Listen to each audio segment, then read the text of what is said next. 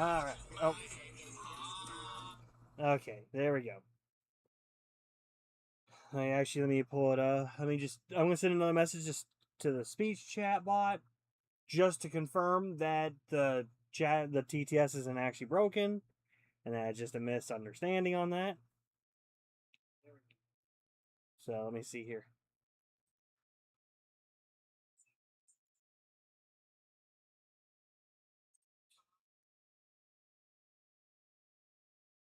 All right, let's see. Hello, Patrick. This is the Aura Macy's. We wanted to let you know that your old position with us has opened up again, and we'd love to have you back. Please apply and we'll hire you right away. All right, I am back, Mother Hubbards. And also, too, okay, here's the problem with that, right? Is that, like, you gotta consider the logistics of that, right?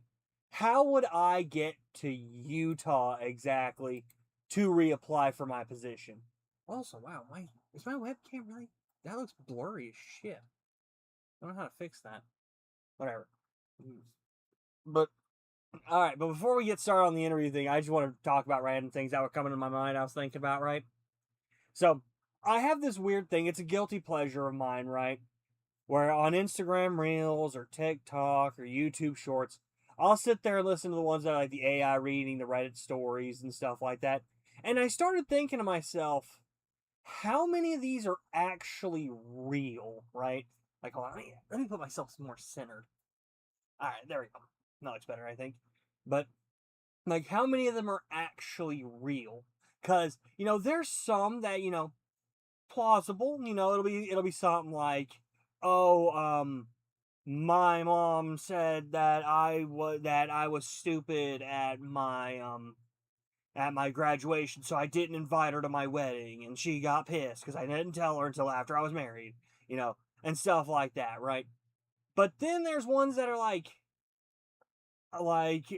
I bought my parents said I didn't make anything and I was worthless, so I showed them that by proving that I had bought their house in the foreclosure and sent it back to the bank, and it's just like, how many of those are real stories and how much of them are just bullshit?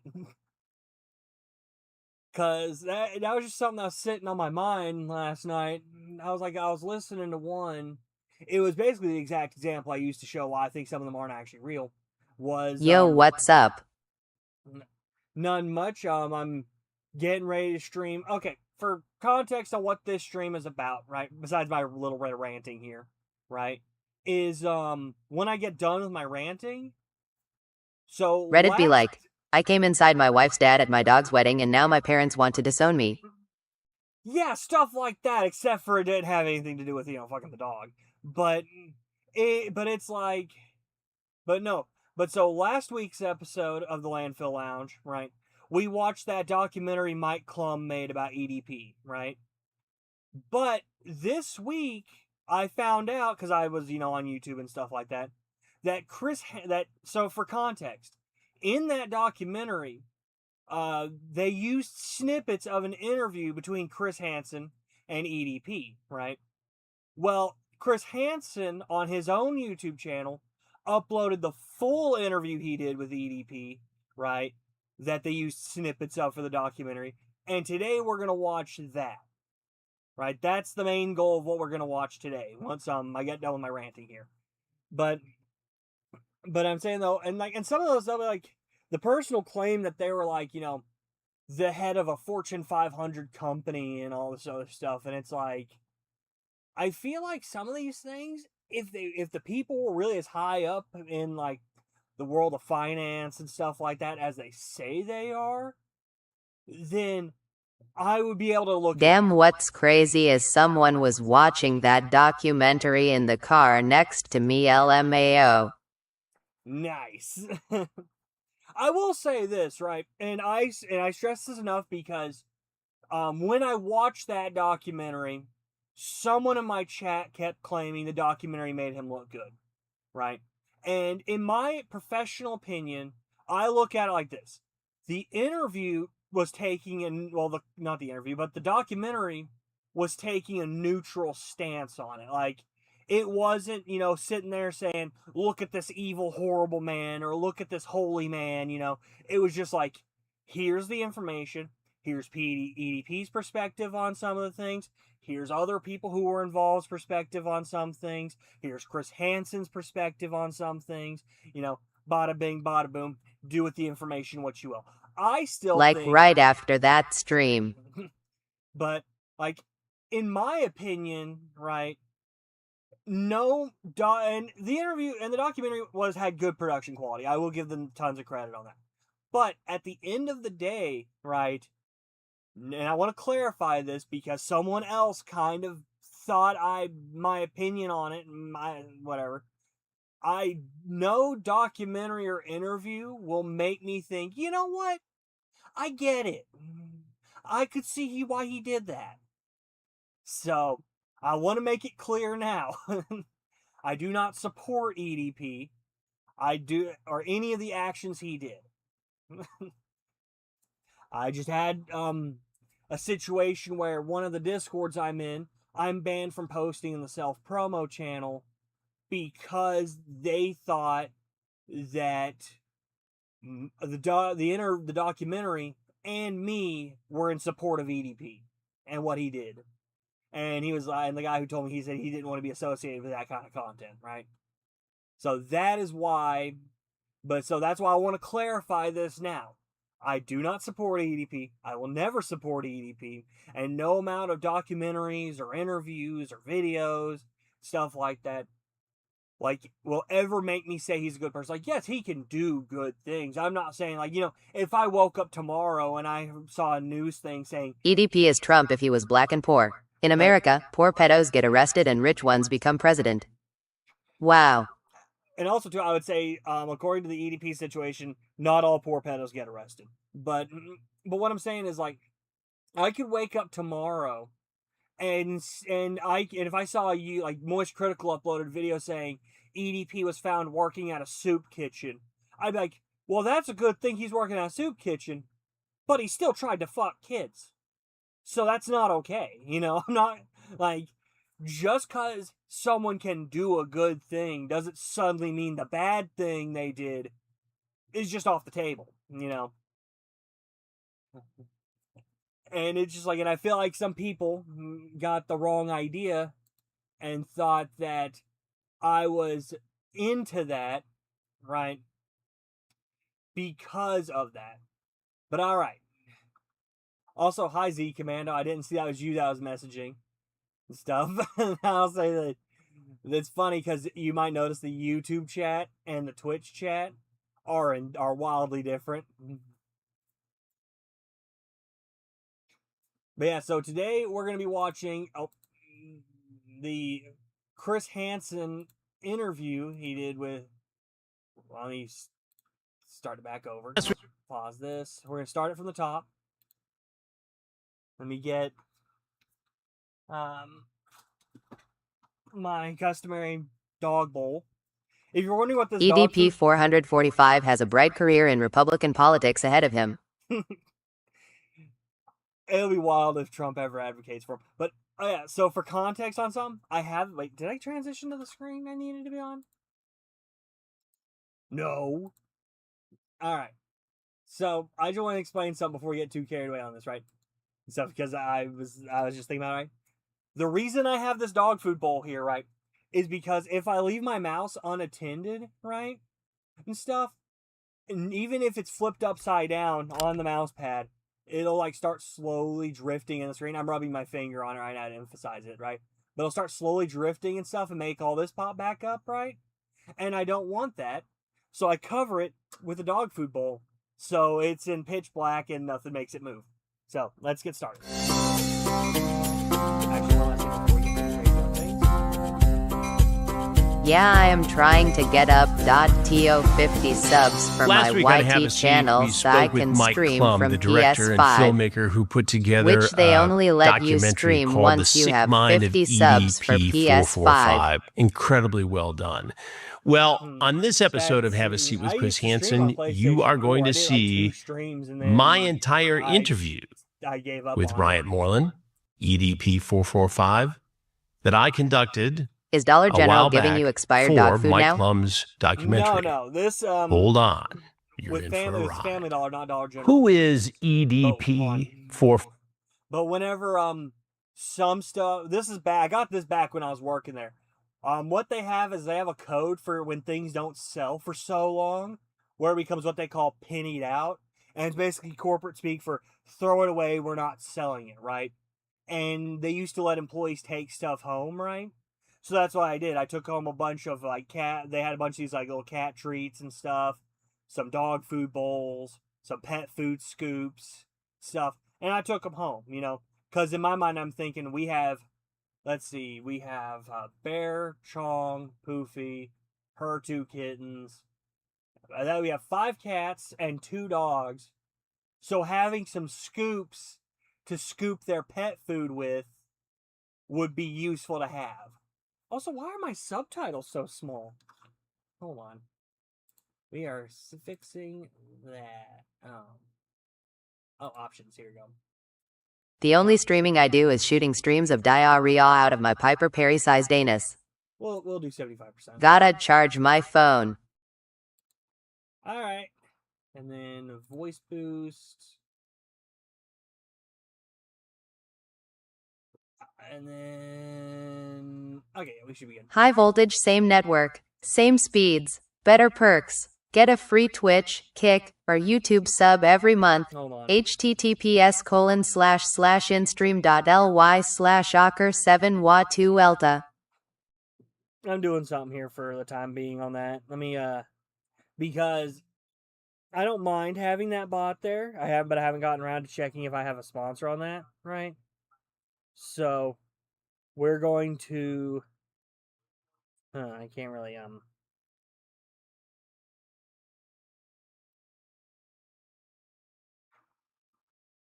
no, I can't time that. I cannot time it up. Okay, well, I guess I'll, if that message starts back up, I'll pause it again and stuff like that.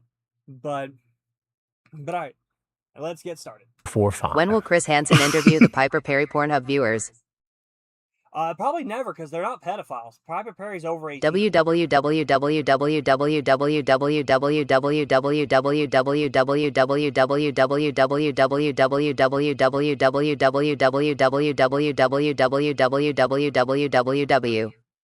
Okay. He is a diehard Philadelphia Eagles fan that is kind of obsessed with the team. He loves to have fun. He loves to be wild. He loves to enjoy himself and have a good time, and at the same time making sure that his friends and family are taken care of. Is he a predator? No. No. Liar. What does EDP 445 mean? What does it stand for? Stands for Eat That Pussy 445. And who came up with that? I did. I remember, I think it was like back in 2000, what was it? Like 2010, 2011. I was sitting back at the computer desk. I was actually watching porn, to be honest with you. And I wanted to just make like I wanted to make a YouTube channel, but I wasn't really sure what to call it, And, I chose that name, and I just closed my eyes and I just typed random numbers. Hold on.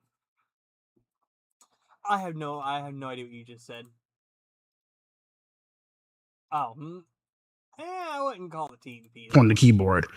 And it was actually 6 numbers, but I just narrowed it down to 3. And 445 was what was left. EDP 445.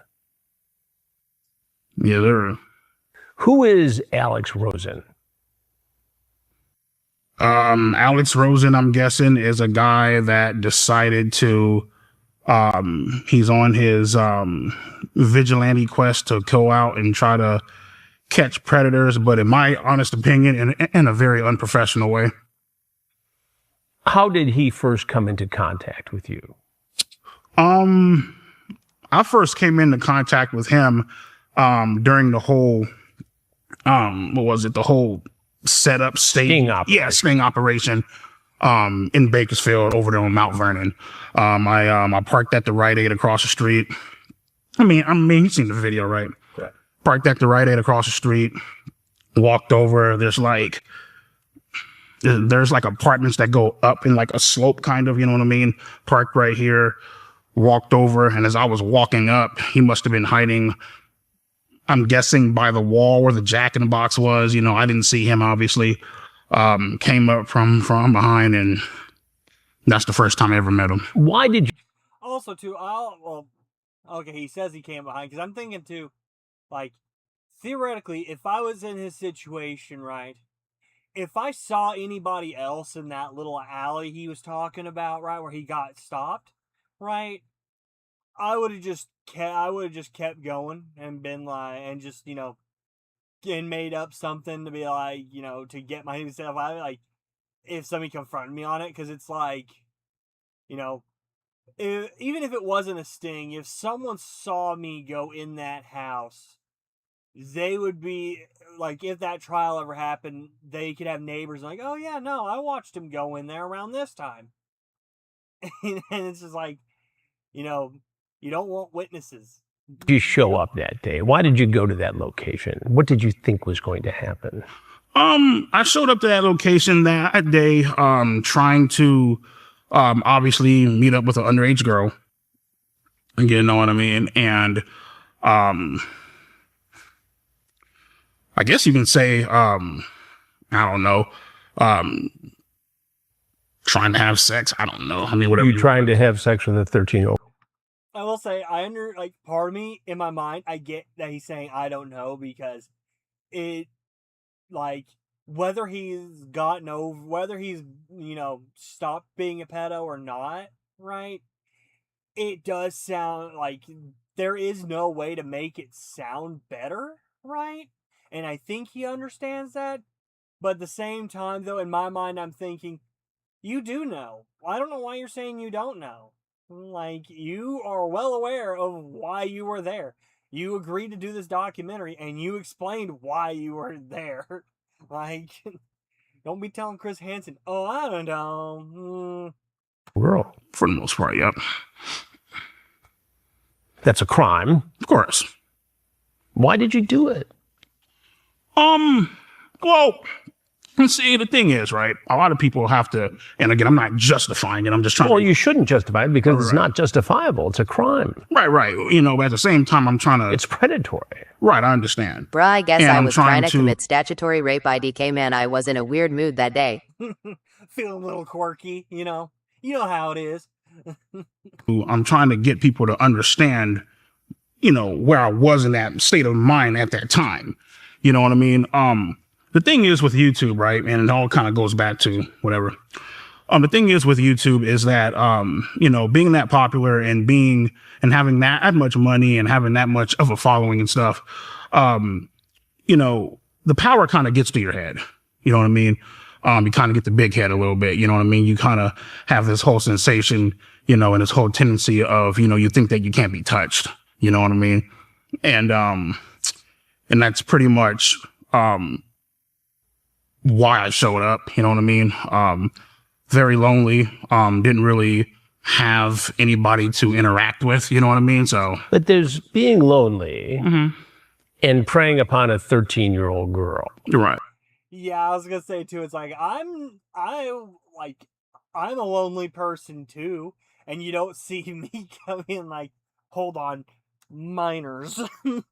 Like, no. You can't use, well, I was lonely as an excuse. Like, figure it out. Don't fuck kids.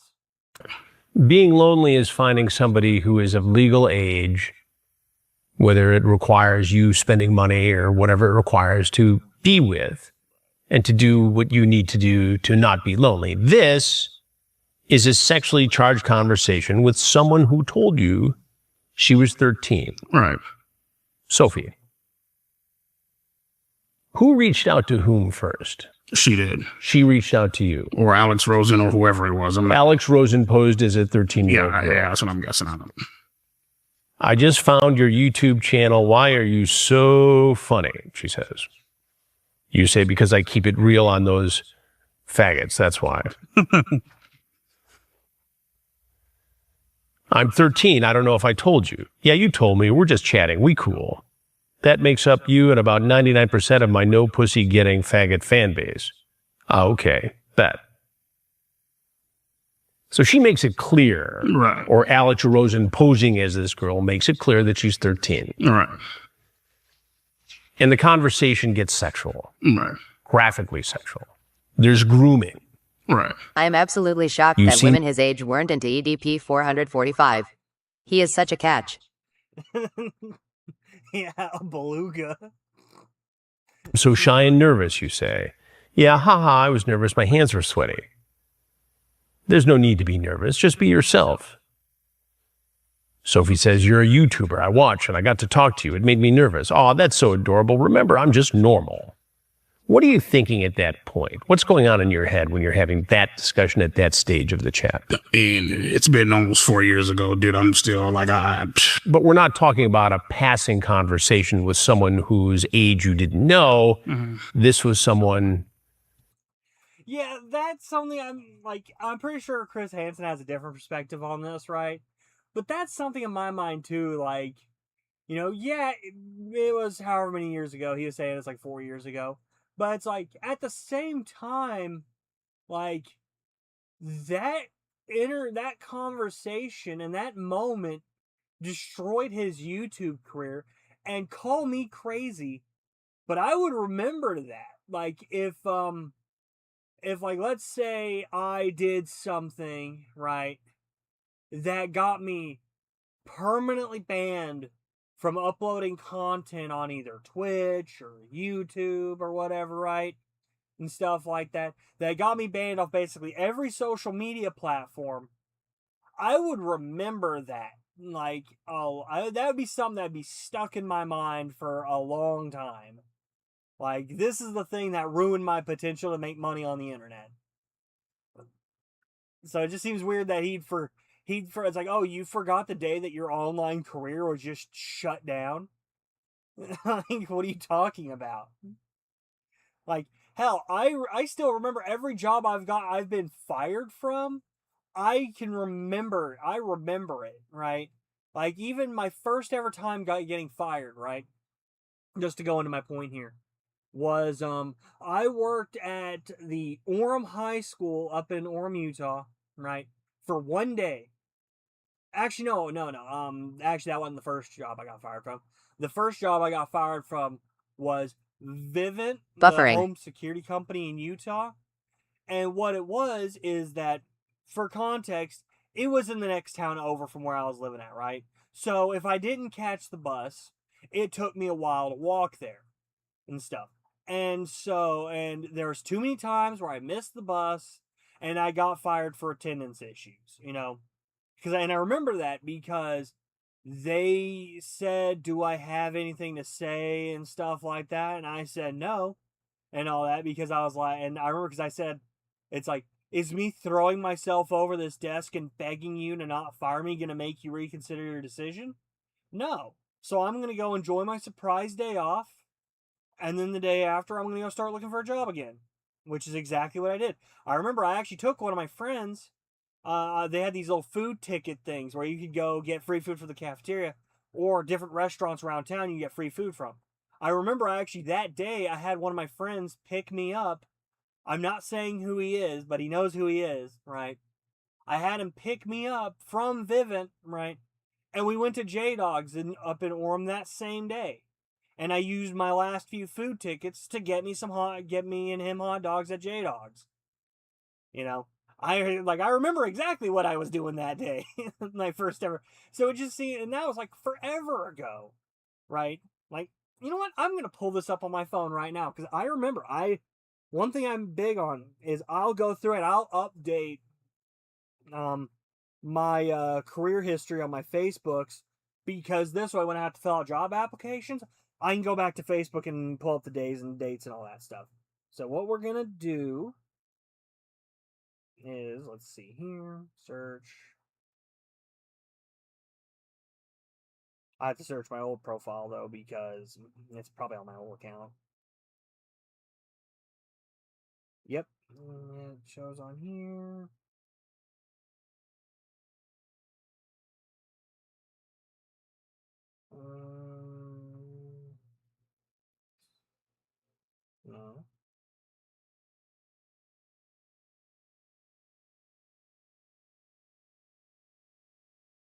Okay, no, not that. Okay, yeah. That was 10 years ago, right? And it's like, if I can remember something from 10 years. Yeah, 10 years ago, right? How does he not remember something that happened 4 years ago that ruined his, like, for me, it was just a one small thing. I ended up getting a job shortly thereafter, right? So it's like, how can he not remember something that happened to him 4 years ago that ruined his ability to get work, really? Who made it very clear Right. that she was 13. And how old were you at the time? 30? 29, 30, somewhere around there, yeah. She says, I'm always cold. Oh, poor thing. Wish I could hug you, warm you up. When and where? She says, hopefully soon. I just don't want to come off as weird. It comes off as pretty weird to me. Do you regret any of this? Of course. Of course I do. You know what I mean? And, obviously there's been people out there that say that, oh, he has no remorse or no regret. Listen, man, they're entitled to their own opinion. Trust me, I get it. You know what I mean? But he regrets it because he got caught. I feel like if it wasn't a sting operation and he actually went over that house and got with that girl, he wouldn't regret it. He only regrets it because he got caught. It's like, you can't sit back and say like, I don't have any regrets or no remorse. It's like, you don't even they're not in my head. They don't know what I'm going through 24/7 for them to even make that type of statement. You know what I mean? So you blocked her at some point. Right. What was behind that? I knew that it was wrong. It was highly illegal. And because I want to lay down. I knew that it was the right thing to do at the time. And then I unblocked her, obviously.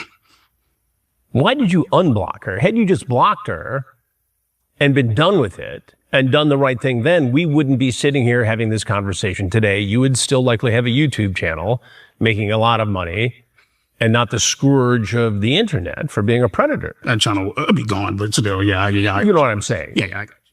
Why didn't you just keep her blocked? Why did you open the door again to let her in?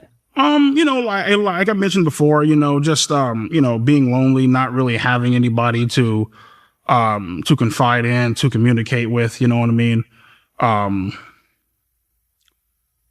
Not really having any hobbies around the house, you know what I mean? So, and pretty much my life at the time was like, let me see, wake up, do cameos, different shout out videos, stuff like that. I'll say now that I think about it, every time I think of the cameo video, all I can think his cameo videos, all I can think of is the one where that somebody paid him something to make one for the Incredible Gassy Discord, right? Or it's like the "What's Up Gassy Gangsters?" It's your boy EDP445. Nobody your age you could have hung out with. No. No women your age you could date. You had to pick on a 13-year-old girl. Pretty much, yeah. You laugh at this. Well, I mean, I know where you're trying to go at this. But yeah, see, and that guy goes back into my point, right? Like, if he regrets this, why would he laugh about it? Like, if let's say I killed someone, let's say I was driving and I killed someone, right? So, I couldn't sit there and say I regret it and then sit there and also laugh about the idea that I watched them roll across the hood of my car, Like, you can't just say you regret something and then laugh about it. I know where I'm going with it because it's wrong. Right, I know. It's illegal. Had Alex Rosen not botched this, you might be in prison right now. Thank God he didn't. Well, you could look at it two ways. Maybe prison is where you belong because of this. If it was where I belong, I'd be in shackles right now. So, and that's not me. That's not me upon being nonchalant about it or anything like that. I mean, see, the thing is with me, it's like I've been, I've had 3.5 coming up on 4 years to deal with this. You know what I mean? Back and forth conversations, had enough time to think about it and whatever. You know what I mean? my thing is this, man, and I don't want to come off as like, I don't give a damn about it. It's this or it's that. Like, my entire thing about it is like, I've moved on and I've tried to like, I'm doing what I have to do. I'm not going to sit back and dwell on something that's like, But there are people who think you should have gone to prison for this. Right. And I'm included in that list. Right, I understand And you see why they would think that. Right, I understand. Totally. You admit in the conversation with this. Hold on, let me check my phone really quick, because I remember whenever when I reacted to the Vice documentary about this, right? They blocked the stream from continuing because of copyright reasons. So I want to make sure this isn't getting blocked right now as we speak for copyright reasons. So hold on. Okay. It's not. Sophie, I can't do this. Honestly, we can be friends and be cool. I can't do this shit. This is something I'm going to have to live with for the rest of my life. I hope you aren't upset or angry by this. At this point, you seem to be seriously concerned about having sex with this girl who told you that she's a virgin. Right. If you had walked away at this point, none of this goes down. What made you come back? I've already mentioned it, man. Loneliness. You know what I mean? Not, not getting out the house, not really, again, it all goes back to the whole, and not necessarily saying like people, like you see this all the time or whatever. It's like, people have a tendency of doing this, I feel like, because they are, I guess you can say they're curious. You know what I mean? They enjoy the innocence and having control of somebody, Sounds like that's what you wanted to do. Right. When you hear the word And also, yes, I'm pausing this, but because I'm supported to show support for this, right, and all that, and all, I'm gonna let the ad play his ads play uninterrupted and stuff like that. So that way, if anybody's interested in the products he's trying to sell, you'll have the full ad. So here you go. predator, you probably think of the criminals I've spent my career exposing, but today's predators don't always come knocking at your door, and they don't need to break in to steal from you. It's called title fraud. With forged paperwork and a signature, these criminals can claim control of your property on record. They take out loans or sell it for quick cash long before you even realize anything is wrong. That's where Home Title Lock comes in. They monitor your property's title 24/7, alert you of any changes, and if you're a victim, their team of restoration experts will spend up to $1 million restoring your life.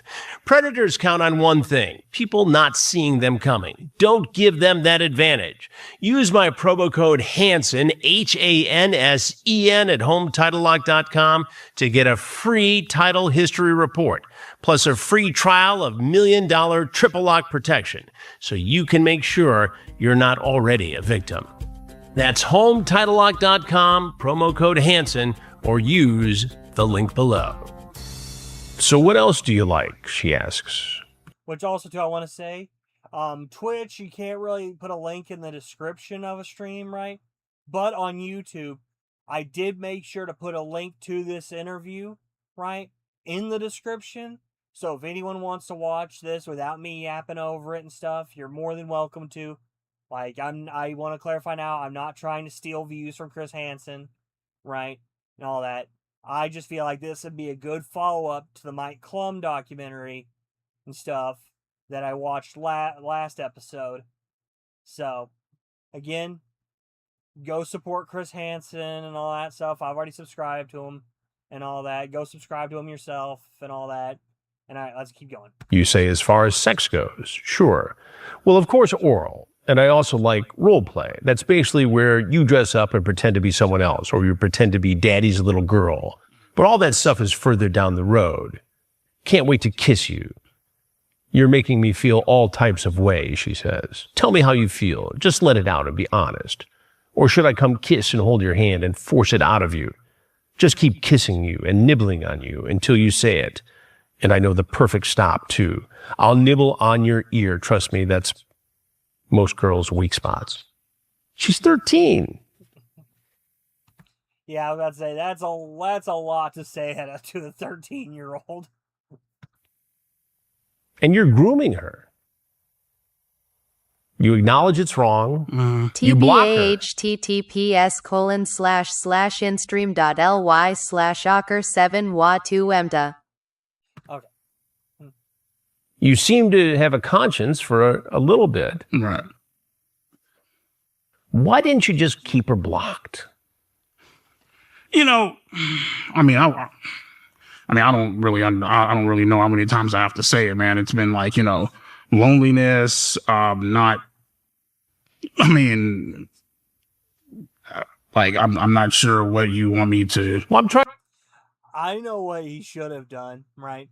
Kept her blocked, and then if you really wanted to interact with his fans like that, right? Make sure they're over 18,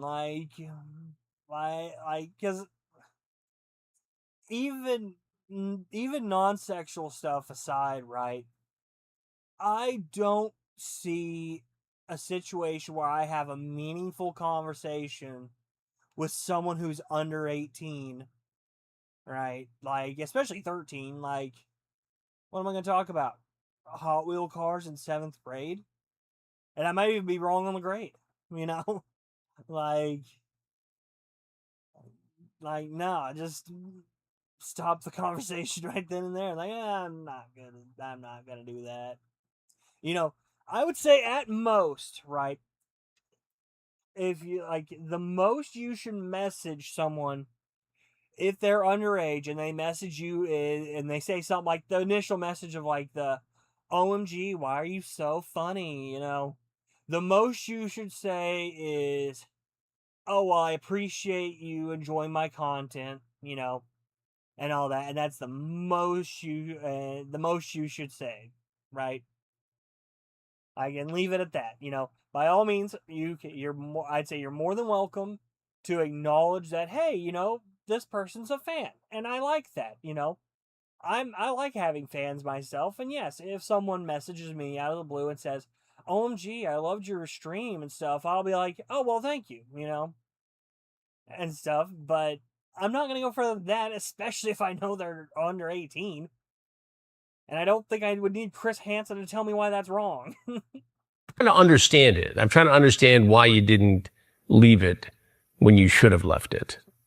I'm trying to understand what was going on in your mind, why you behaved the way you did, and how someone who had such a successful social media career could have it all blow up for this. And I think a lot of America, a lot of the people who followed you, Right. who consumed your content, had the same questions. I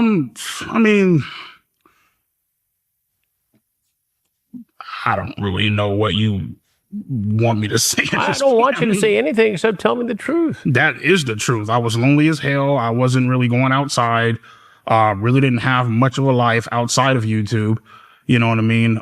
Really didn't have much success talking to women, even in high school, even after high school, you know what I mean? Always afraid of rejection, you know what I mean? That's not an excuse, not saying that, just trying to get you to understand. Right. And as you know, I've confronted hundreds of predators. Right. Reporting on them. Right. And people ask me all the time, why do they do this? Even when some of them know, many of them, most of them know it's wrong. And so I'm posing the question to you, who got caught being a predator. I think a lot of people more so do it because, if anything, they're more so bored. Bored. Yeah, they don't really have anything to do. Did you? You know what I do if I'm bored? I play video games. I jack off. I sit and I watch Instagram Reels, and like I said earlier, I sit and listen to Reddit reading Instagram reels and stuff like that, and then question if they're real or not, and then get mad whenever they say, "Oh, click the link below for part 2," and there's no fucking link below. You know. Or hell, another thing I'll do sometimes, even whenever I'm bored, is I'll go on Twitter. And then if I see a girl in, in a bikini or something like that, and she'll say nude version in the comments, I'll go check the comments. And when I don't see a nude version of that picture, I'll put a community note on. I'll go submit a community note request on it saying there is not, in fact, a nude version below. There are things to do that, like, if you can't really, like, we live in a time, even 4 years ago, we live in a time where there is so much to do where you don't have to fuck kids. Okay, like for example, this guy, he's a Philadelphia Eagles fan. You know what you do if you know what you could have done instead of fuck kids? Rewatch some of the older games. They've been a team for a long time. I'm pretty sure that they were a team before EDP was born. Go watch some of the games that were going on before you were born, and watch their old games and stuff like that. Make another YouTube video about something else, like, or watch more YouTube videos, or play video games, or go on a walk. There are options in the year. What was 4 years ago? 2026. So 2022. Yeah, there's plenty of fucking options in 2022. You ever have sex with someone you met online like this? No. Also, too, I'll say this, right? One, glad he hadn't had sex with a minor and stuff.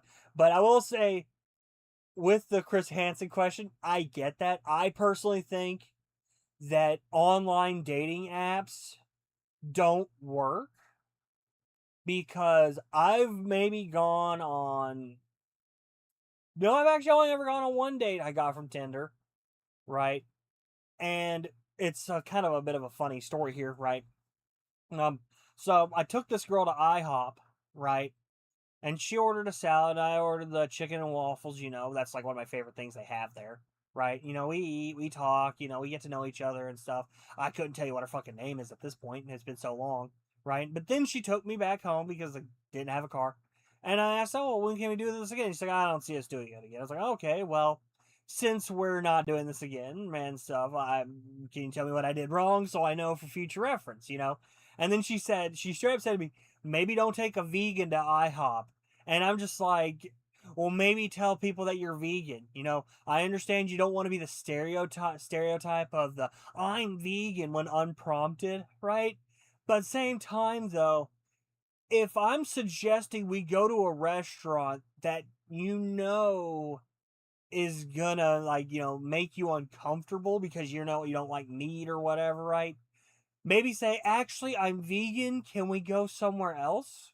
We could have gone to like a fucking some kind of dessert place, like, I don't know how strict of a vegan she was, so we could have gone to an ice cream shop. We could have gone to a movie, and I would have ordered a snacks that were vegan options, like little pretzel bites or something like that.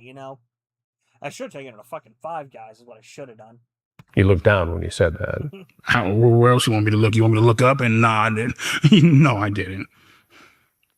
This was the only time that you met somebody who said they were underage online. Well, I mean, and then there was also Kayla the second time. Right. We'll talk about that in a minute. I mean, you said sex, but I said, Well, but that's where you were headed to meet this 13-year-old girl, was for sex, right? Well, yeah, I mean, but meeting up with somebody and having sex are two different things, so.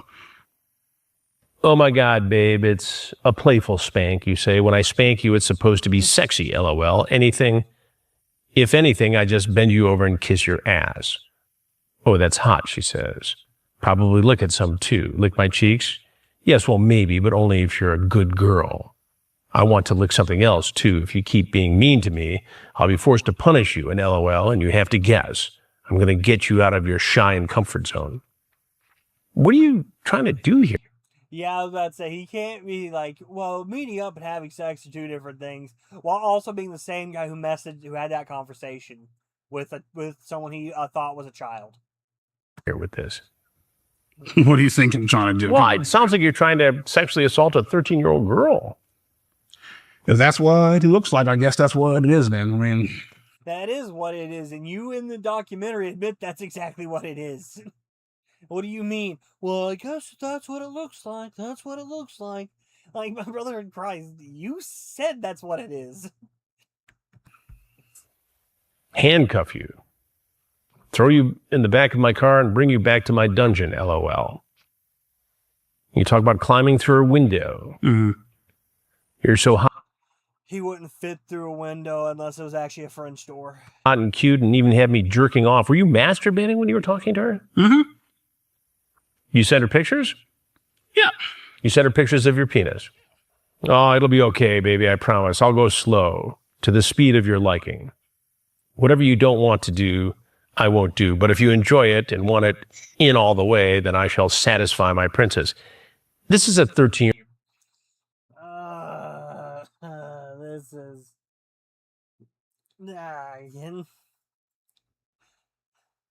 I see why Chris Hansen was so effective. Like, I don't, like, if EDP had any regret about this situation, I don't see how he can sit here in this interview with Chris Hansen without being like, oh my God, I can't believe I said that. Because even some of the people on when he was doing the To Catch a Predator show, right? When he'd start reading off the texts and all that, some of them would be like, I know. Like, please don't remind me of what I said. You know, because he, like, when they hear it read back to them, like, it's so much worse.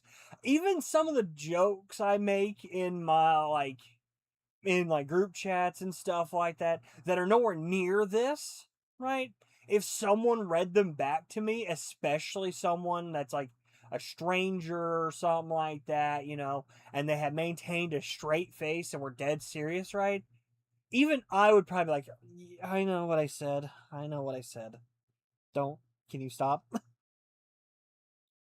But no, but EDP's just like, yeah, no, I said that. Yeah. A girl who's never had sex before. And you are setting up a situation where you would be her first sexual encounter. 13 or 20.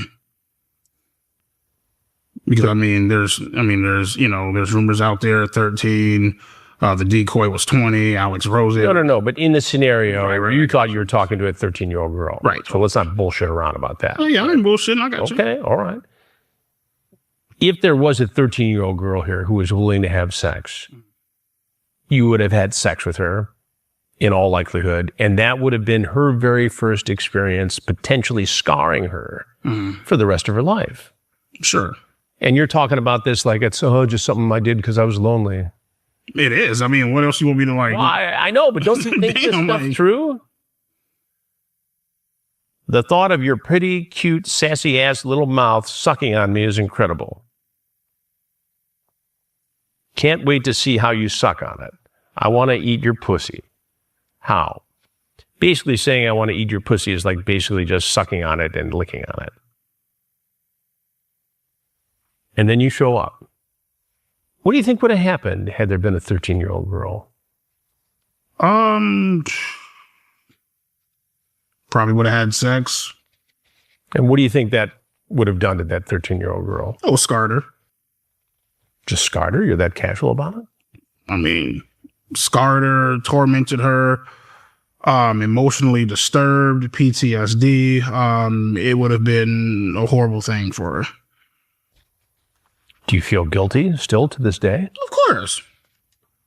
Of course I do. You know what I mean? I'm not, But you're treating this like it's some casual thing. It's been 3.5, 4 years ago. I've moved on. Like, I have a life to live, man. I can't just sit back and dwell on shit and not move on and not have a life. You know what I mean? Like, do you remember the moment in your head when you decided I'm going to go meet her? Yeah.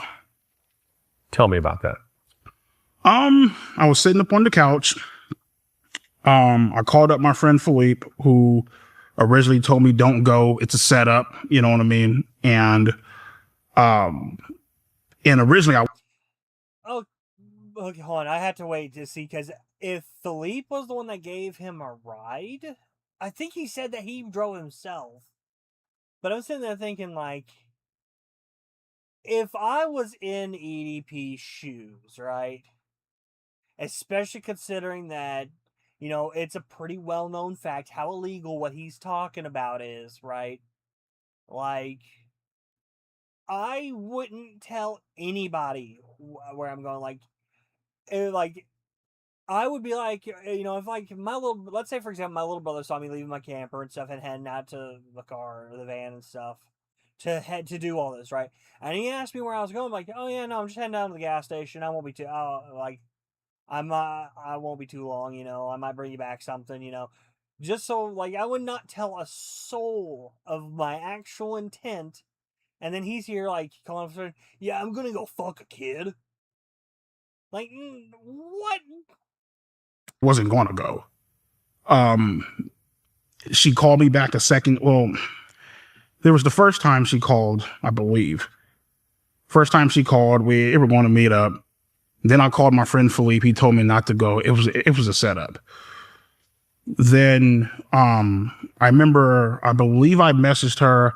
I told her I can't do this, can't go. It's highly illegal and it's wrong. She then started crying, telling me that, you know, my parents are gone. I just wanted to give you a cupcake, whatever. And me personally, I genuinely felt bad. So I decided to go. And it's crazy because what I'm about to tell you is it's a blessing in disguise. Also, too, I'm going to say, and that is another problem. I mentioned this too when we were reacting to the documentary, right? But that too was another problem that the Alex Rosenstein had, was that, like, because he said, he was like, well, can you at least come pick up a cupcake?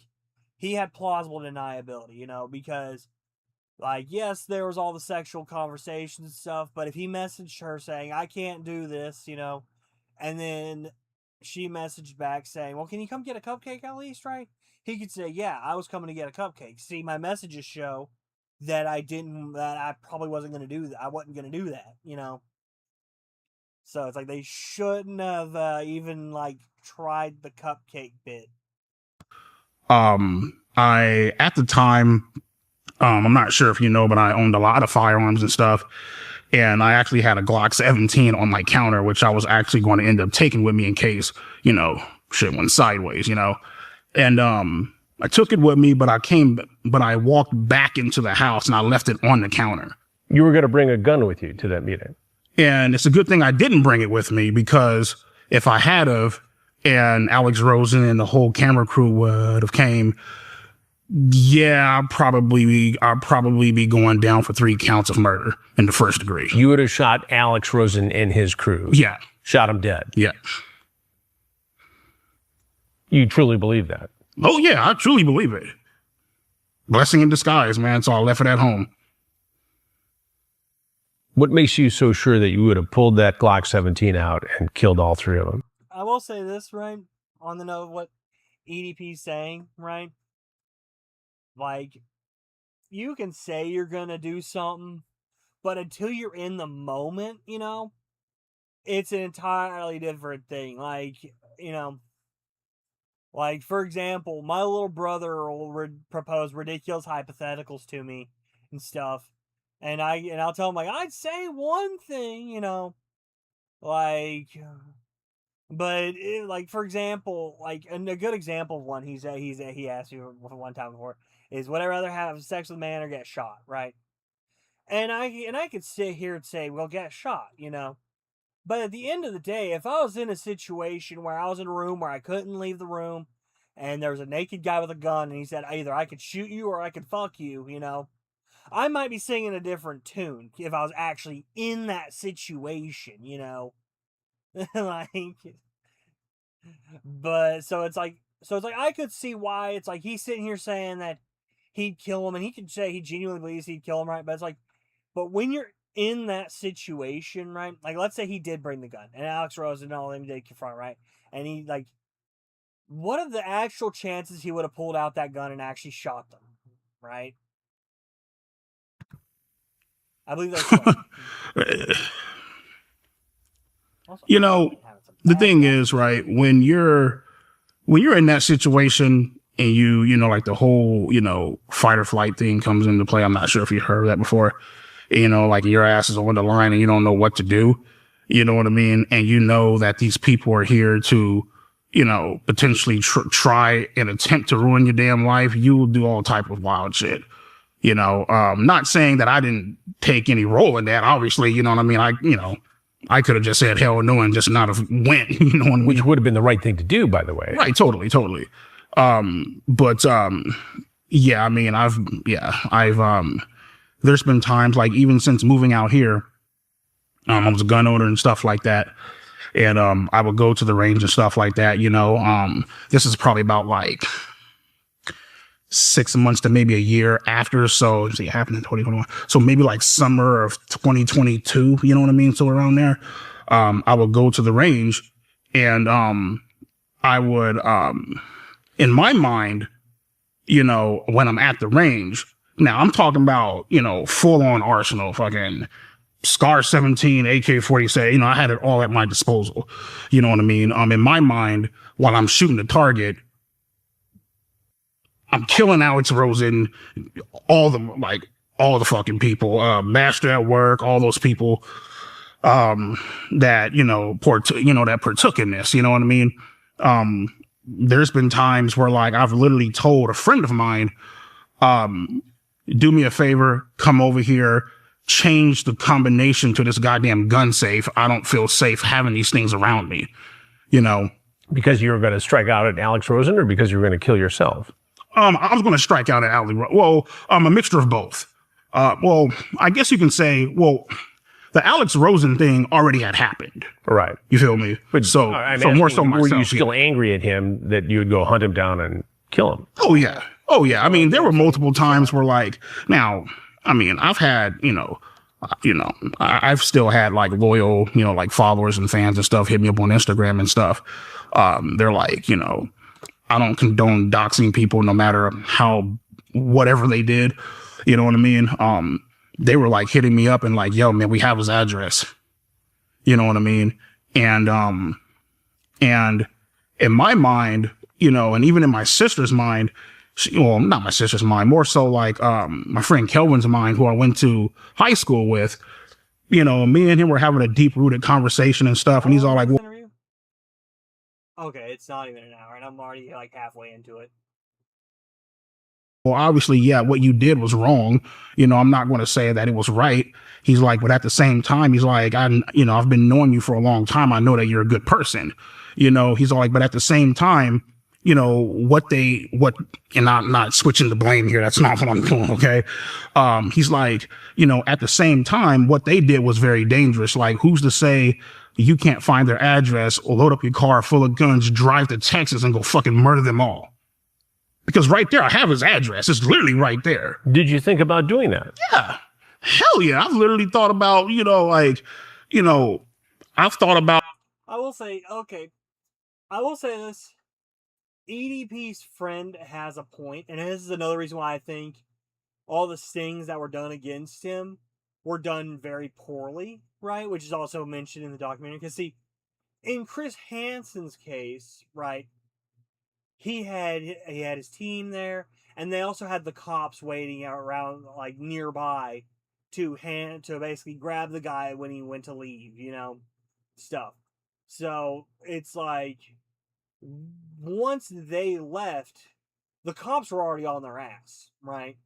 You know, and there is no, so so Chris Hansen would have been safe from that, right? But with Alex Rosen and Gideon, right? It's like, you came with you and two of your friends, right? What is to stop EDP or any other predator guy that you go after from, you know, making sure you don't go after them again in the most violent way possible? Like, you know, like, yeah, for Alex Rosen's sake, yeah, it's good EDP left his gun at home, because, yeah, like, again, I say, I don't know if EDP would have actually shot him if he was actually in that moment. But Alex Rosen didn't know that either. Gideon didn't know that either. what if on like the Gideon thing, as soon as the EDP saw a guy dressed up in a High duct tape voltage, suit, same network, same speeds, better perks. Get a free Twitch, Kick, or YouTube sub every month. https://instream.ly/ocker7wa2elta. don't interrupt me. But back to what I was saying though, is that like yeah, Alex Rosen and them, they didn't know EDP didn't have a gun on him, like, and that he wouldn't have done something like that. You know, like at least in Chris Hansen's case, if one of the guys really pulled out a gun, mid conversation, right? Not only Chris Hansen, not only did he have the cops nearby and stuff to get them as soon as they went to leave, he also had his entire team in other rooms of the house, right? If someone would have seen the Predator guy pull out a gun, the cops would have been in that house almost immediately. Like, they would have to have been quick as shit to get a shot off on Chris Hansen. And that's why I think, the not working with the cops and stuff on this was a very, very poor idea on Alex Rosen and Gideon's part. Oh, like loading up the car, you know what I mean? And just, driving 14, 15, 16 hours and just blowing them all the fuck away, But at the same time, it's like, you can't do that, man. That starts to die down. This whole incident with Alex Rosen, Sophie. I don't think it ever died down, but sure. But you started to get past it. You said what now? You started to get past it. Right. More recently, there's this situation with Kayla. Kayla Hoskins, yeah. Who's underage. Right, 15. 15. Right. Which is the same issue as with someone who's 13. Also, too, I'm going to say it now, I'm going to say it again. My biggest issue with the Gideon case, right, was that, one, they went and confronted him after he made it very clear he wasn't going to go meet up with her, right? So it's like they didn't have a case at that point, It wasn't like they caught him meeting up with a minor. They caught him at his dialysis center and stuff. It just went to fuck with him. But also, too, the fact that they used an actual minor, I think if what Gideon should have done in that situation was ask her, hey, so what all social media is he messaging you on? Just Discord or Instagram or what? And then she gave the list and say, okay, can we take, you can change your password and everything once we're done with it, right? But would you mind if we basically took over your Instagram account or your Discord account? At least got your login stuff so we could be like a secondary login, right? Stuff. And we'll handle EDP. You do not have to open any of his messages, right? Let us do that. That's what they should have done, right? And so the fact that they forced a minor to have to go and see all the stuff, all the dick pics and shit pics and all that stuff from EDP, I think was wrong. Correct. How do you even get involved in this after having gone through all that, being exposed as a predator, however they did it? I'll say, and that's another thing too, and I'm pretty sure they're going to get into this too, but that's another thing too, you've fallen for it once, right? I don't understand falling for it again. And it's the same thing. I know Chris Hansen has some episodes of To Catch a Predator where it's a repeat visitor, where somebody who got caught and stuff comes back to the house, right? And stuff on another sting. And it's I'm sorry, but even if it, no matter what, if I was in EDP situation, right, I would look at, and that happened to me, and I got confronted by Alex Rosen, right, and stuff, and all that, and I found out I wasn't actually going to meet a minor, and it was all staged, right? I would view every single message I get from someone who says they are under 18, and then I would think to myself, this is just Alex Rosen again, trying again. So it's how do you fall for it twice? You were exposed as a predator, trying to have sex with a 13-year-old girl. And now this? Mm-hmm. With a 15-year-old girl? Mm-hmm. You want me to explain it? What? Please. Oh, okay, cool.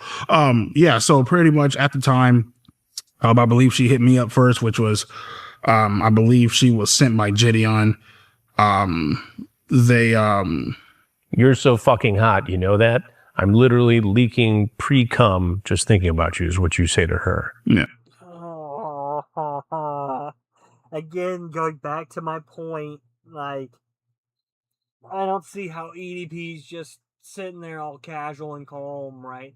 While Chris Hansen's reading off his messages, like, I would be scarred for life.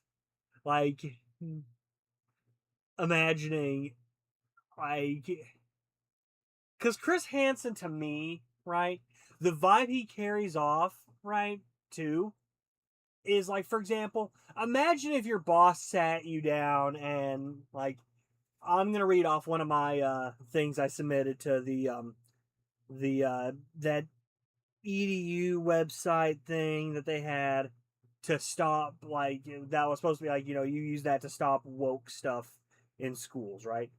And stuff. It's gonna be some wild shit I'm about to read, but I'm just using it as an example, right? Like, if I gotta scroll quite a bit of ways. Okay, let me find the one that's okay. Like, imagine, for example, if your boss sat you down and was like, so for context, every time I clip my nails, I stick the clippings in my butthole. And for some reason, I've been shitting fingernail clippings these last few days. Is this what consuming liberal media does to people? Right? If like anybody read that to me who wasn't like one of my friends that I know would be laughing trying to read that, right?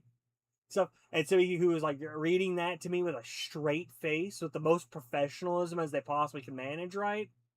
I would be dying inside. Like, oh my god, I can't believe that. Also, the website was ndei.gov because they were like, so it was like a whole website dedicated to, like, getting DEI stuff out of schools. And I have to ask, did that work at all? Like, did they ever get real reports that got followed up on? Or was it just a list of people that were fucking with them? Like, I want someone who is in charge of that website to sit down with me, right? And I want to be able to go over, like, what percentage of them actually led to somebody losing their job, right? Like, because I do know, like, if you ever went on, like, TikTok or YouTube Shorts or Instagram, right? Especially TikTok, right? You would see teachers that have, like, pink hair shaved on the sides and stuff, and they'd have pride flags and stuff like that around their classroom, and their first lesson would be like, I need you to understand that I'm not she, her. You, like, yes, I might look like a woman, but I'm not Miss Wilkins. I'm Mr. Wilkins. And stuff like that, or vice versa. You know? So it's like, did any of those actually lead to someone losing their job? I don't believe it did. All right, back to this. I've always wanted to be with a little emo girl. Ass bulged out, titties popped out on Instagram, but nobody wants to talk about that, right? Well, talk about it. Oh, I mean, see, man, I'm about to say it's going to sound fucked up, but I mean, half of it already is fucked up. But see, the thing is, right, and, these little young ass girls, right, and I always tell my friends this, right, I'm like, man, these little young ass girls, man, they come on Instagram, they come on social media and shit, right, and they're taking pictures, sexually provocative ass content, ass and tits bulged. That's like blaming the victim. Well, I'm trying to explain to you. Go ahead. Yeah, I mean, it's like, for me, and the way I see it, it's like, they know what the fuck they're doing. You know what I mean? Doesn't give me the right or anybody else to know right. what the F you're doing. Right. Being a grown-ass man exactly. talking to a child. Exactly. So I will say that, yes, I'm on Chris Hansen, and I'm on Chris Hansen's side of this argument, but I see what EDP's meaning in this, right? And I don't mean that to sound like I'm justifying it, right? But it's like, like, yes, there are some people who are under 18 and stuff like that go on and they'll be on Instagram or whatever, right? That are wearing like crop tops and booty shorts and stuff like that, right? But at the same time, though, with Chris Hansen's point, like, it doesn't matter what they're wearing and stuff in their Instagram shorts and TikTok videos and stuff. You're an adult. You should know that just because they're wearing something like that doesn't suddenly mean, oh yeah, I can message this minder and let me try to have sex with a child. like, yeah, it just. So that doesn't really wash. I never once said that it did wash. I was trying to explain to you, what people see. You know what I mean? So you saw a 15-year-old girl who had a shapely figure and a quote-unquote fine Latina ass, and you wanted to have sex with her. Yeah. Yeah. You don't see a problem with that? Of course I see a problem with it. Why did you do it then? Well, I remember at the time, I was,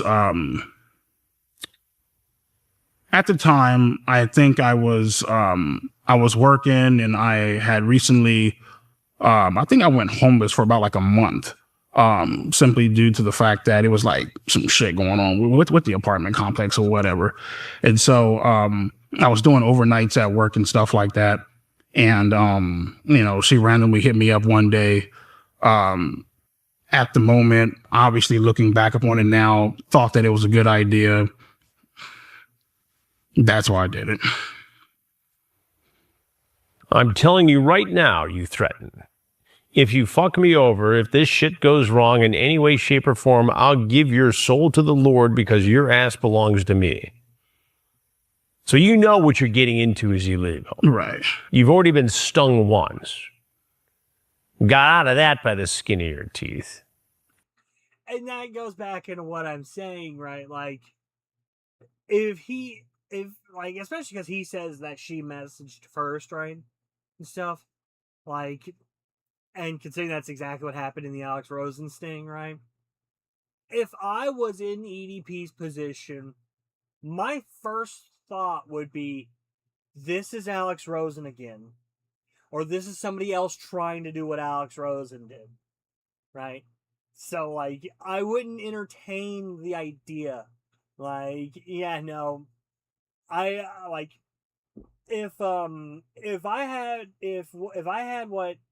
Alex Rosen or any of these staying guys on YouTube did to me what they did to EDP, right?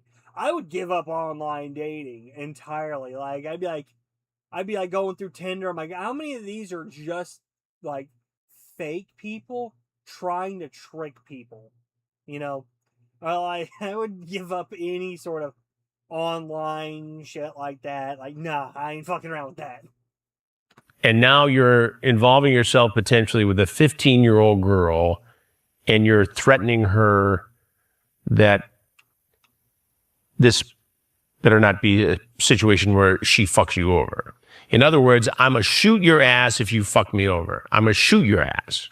That, and also, too, like, I don't know if at this point in the conversation, it's Gideon still pressuring her to keep going, right?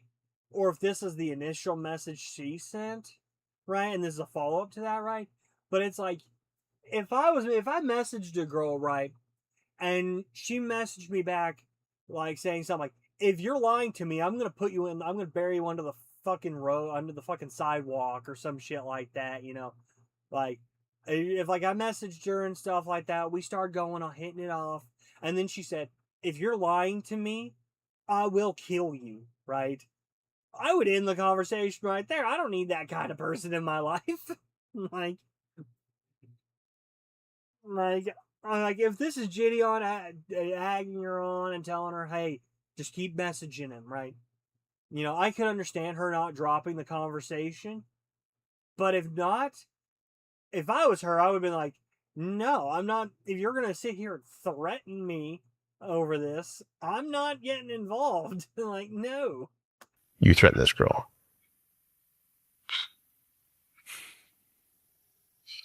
You want to respond to me? How do you justify that? You don't justify it. But you just told me that all the other stuff with Sophie was 4 years ago, 3.5 years ago. You're past it. And just months ago, you're engaging with a 15-year-old girl about sex and threatening her that if she sets you up or stings you, that you're going to shoot her. That is horrible, illegal, predatory behavior, violent behavior. Mm-hmm. I know guys who have gone to prison for way less than that. Same here. Way less. And it would seem to me that the only reason you're not in prison right now is because of the way these investigations were conducted by vigilantes. That and the fact that, you know, I believe in a higher power. I believe in, I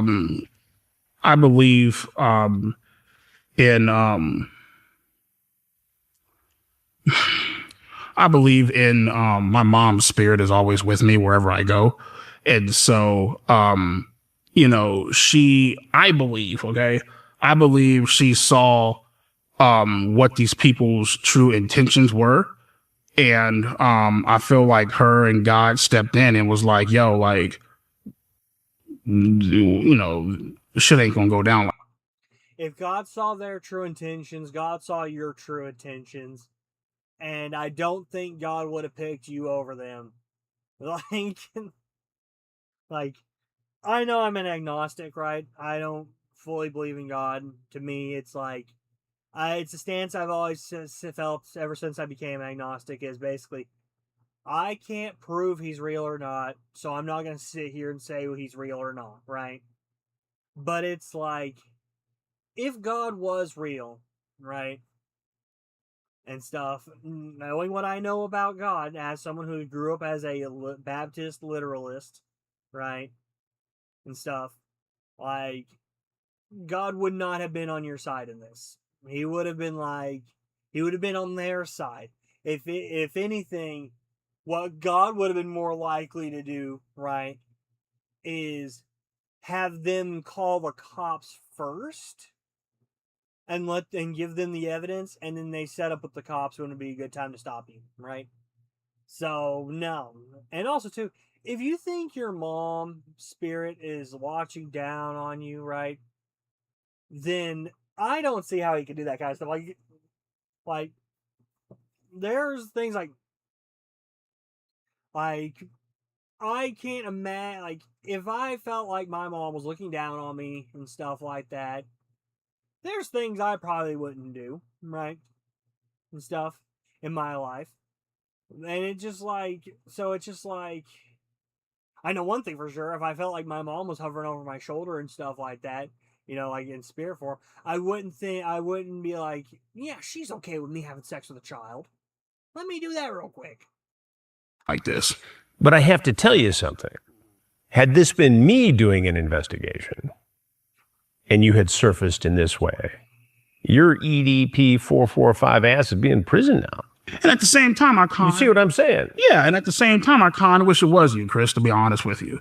Because it's like, you know, I honestly respect what you do. And that's not me kissing your ass or anything like that. You know what I mean? I respect, you know, a lot of what people do who are out catching predators, you know what I mean, in the right and legal way, you know. I mean, this really does feel like he's just sucking up to Chris Hansen, right? But again, this is also the reason why I respect Chris Hansen too, is because it's like, yeah, you know, he's never like, you know, like he's never done like, you know, just like the fucking with people kind of way to do it, right? He's done it all above board stuff, and he's actually gotten people arrested, right? And stuff for what they've done, right? Versus the other guys, I can't speak for Alex Rosen or Gideon's careers as far as their predator catching goes and stuff, right? But to me, my introduction to them was because of the fact that they both botched their EDP stings, right? So it's like, you know, Chris Hansen right now is like the best one. So honestly, yeah, I respect him too on that. all I can say is I have a lot of respect for it. I don't condone motherfuckers, going out there, But you did it, well, I'm Brian. You did it. Now, I understand what you're saying about the methodology here. right. And I understand how it looked when Skeeter, whoever it is, came and confronted you. It was a clown show. Right. It was embarrassing for him. Yet, what you did and said with this Kayla is reprehensible and very predator-like. I mean, there's no way to really pretty that up. No, there's not. I mean, you got off because these guys were sloppy, essentially. Sloppy, entrapment, dumb as hell. Did it for the views, for the clicks, for the clout. But at the same time, I also understand how lucky I am. You know what I mean? And, I can tell you right here, right now, I don't, people, people see me as like, oh, he's like, people think like, oh, I'm out here preying on motherfuckers, or I'm just out here. Well, that's what like, you were doing here. Well, I know. A 13-year-old and a 15-year-old. Hold on, I gotta go to the bathroom really quick. Give me just a moment. I'm gonna transition to my BRB screen because I don't want to be like trying to talk and stuff and all that while I'm in the bathroom. So I'll be right back.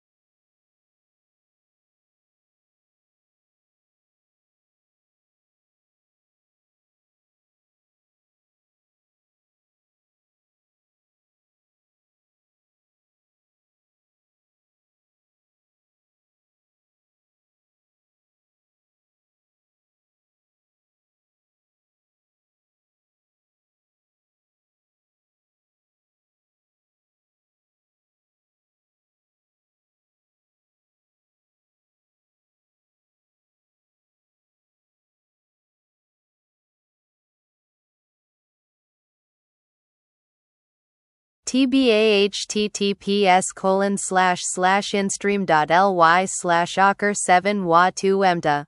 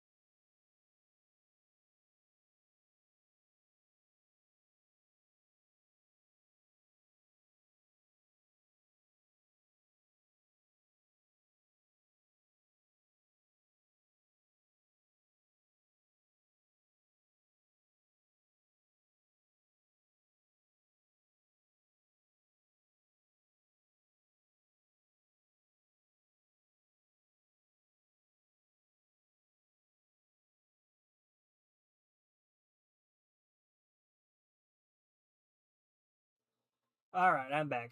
All right, let's keep going. Right. You know what I mean? And like, but the thing is, like, people think that I'm literally like out here every day, like preying on fucking You kids. did it twice. I know. I understand. I've seen guys go to prison doing it once. Yeah. Probation afterwards. Registration as a sex offender.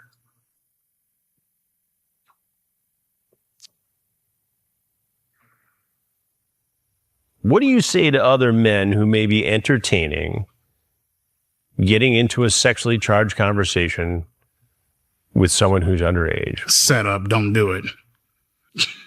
Seriously, don't do it, man. It ain't fucking worth it. There's always somebody out there watching, whether it be a decoy, whether it be, you know, whoever it is upon the other end, somebody pros in to be, which is the same thing as a decoy, you know. Just don't do it, man. Do you think you would have made the first approach to a 13-year-old girl who you saw was following you on any social media platform? In other words, in this case, the 15-year-old approached you. Okay. Which, in my world, would negate a prosecution. We don't operate that way. The predator, the man, always has to make the first approach. That was the opposite in this case. Do you think you would have ever approached an underage girl first with a romantic interest? No. What you're saying is you don't think you would ever have gotten caught in one of my stings, and it was because they made the first approach that you got caught in those two other stings. I mean, if you wanna shape it up like that, sure. I guess that's what I'm saying. I mean, that's exactly what you're saying, which is a good point, and it goes back into one of the biggest things to why Alex Rosen and Gideon both failed, because, like Chris Hansen said, you know, they can't prosecute if the minor messages first, right? And that was like, well, if it, at least they can't do like what Chris Hansen does. If the minor message first, obviously, if he ends up having sex with the minor, you know, they could still prosecute, obviously, right? But like the stings they do, you know, they can't really do them and get in legal trouble because they message first. No, I'm not trying to put words in your mouth. I'm just asking. Because there's no misunderstanding these particular conversations. You say, so occasionally I jerk off at work, and right now I'm so hard. I remember you said you were good at giving head. Please, baby, please, let me stuff my cock inside of your mouth. I'll do anything. And then you turn around and say, my God, ignore that. I feel so damn embarrassed. I mean, you're all over the place here. And then you try to guilt trip her into meeting up. And then you show up, or they show up looking for you. You're at a dialysis appointment. Which I think is fucked up, but still, but go ahead. What's going through your mind when you see Skeet and Cruz show up at the Kill him. dialysis appointment? That's my overall thing. I carry a 1911 Chamberlain 44. Well, what I used to. Obviously, when you go into all dialysis centers, it has a big ass sign on the window says, you know, no firearms are allowed up in the center or whatever.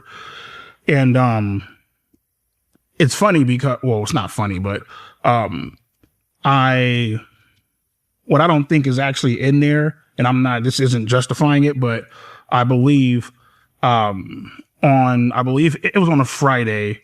And I believe I originally blocked Kayla because I believe it was her birthday, and I never actually planned on originally driving to, I think it was Chula Vista, which is somewhere in the San Diego, Orange County area. I'm not sure. And so, drive up, park, get out, go into the dialysis center. They approached me as I'm going in. Hey, Bryant. And I went to go turn around, and obviously it was this asshole up in a clown, up in like I guess you could say like a cupcake outfit or whatever. And right then and there, my blood pressure skyrocketed to the point to where, and this isn't no sob story, I'm just telling you, to the point to where I couldn't receive dialysis, couldn't had to go across town, have a goddamn pick line inserted up in my fucking chest or whatever. You know what I mean? Me personally, I think that was a bitch move on their part.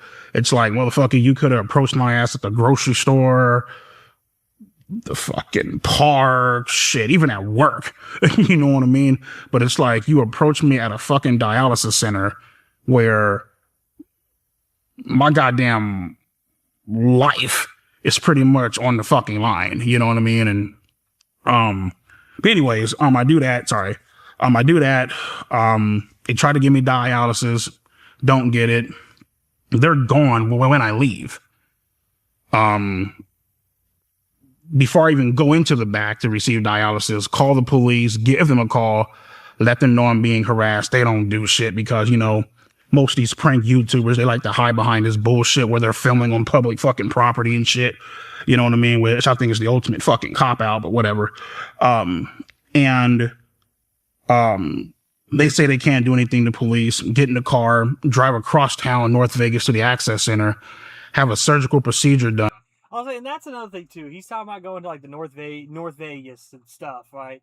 So I assume he lives in the Vegas area, right? So it's like I would doubt he would have drove all the way to San Diego to get what's. You know what? Let me look this up because, like, I don't know what the name of his dialysis center is, so I'm just gonna look up Las Vegas to San Diego. Right, see how many hours of a drive that is. Directions. San.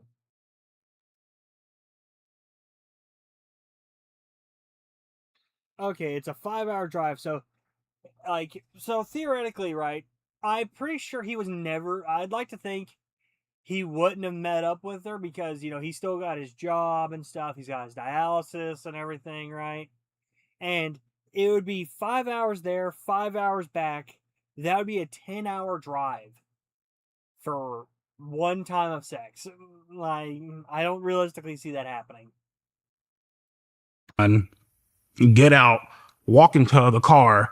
I didn't know this. Either they followed me or somebody at the dialysis center violated HIPAA laws and decided to tell them where I was receiving a procedure at. And they followed me all the way across town, about like 20 miles to the access center. And they approached me as I was leaving. I didn't say anything though. You know how you could have avoided all this. Yeah, just don't respond. Don't get online and have sexually charged conversations or try to have sex with teenage girls. Sure. Had you not done that, none of this other stuff happens. So what you're saying is that you brought it upon yourself in many ways. And it makes it perfectly fine for people to show up at my dialysis center. And again, had you not committed the underlying acts, these guys aren't looking for you. Okay. So that totally just. Am I right? Yeah. I mean, you're right. I mean, but at the same time, I'm not justifying their tactics, but I am saying, and I think I'm right here, that had you not engaged in this sort of behavior with girls identified as being 13 and 15, you don't have this problem, Bryant. Right. Totally. I understand. What do you say to Kayla now? You want me to honestly answer that, or you want the PG bullshit answer, or honesty? Shit. To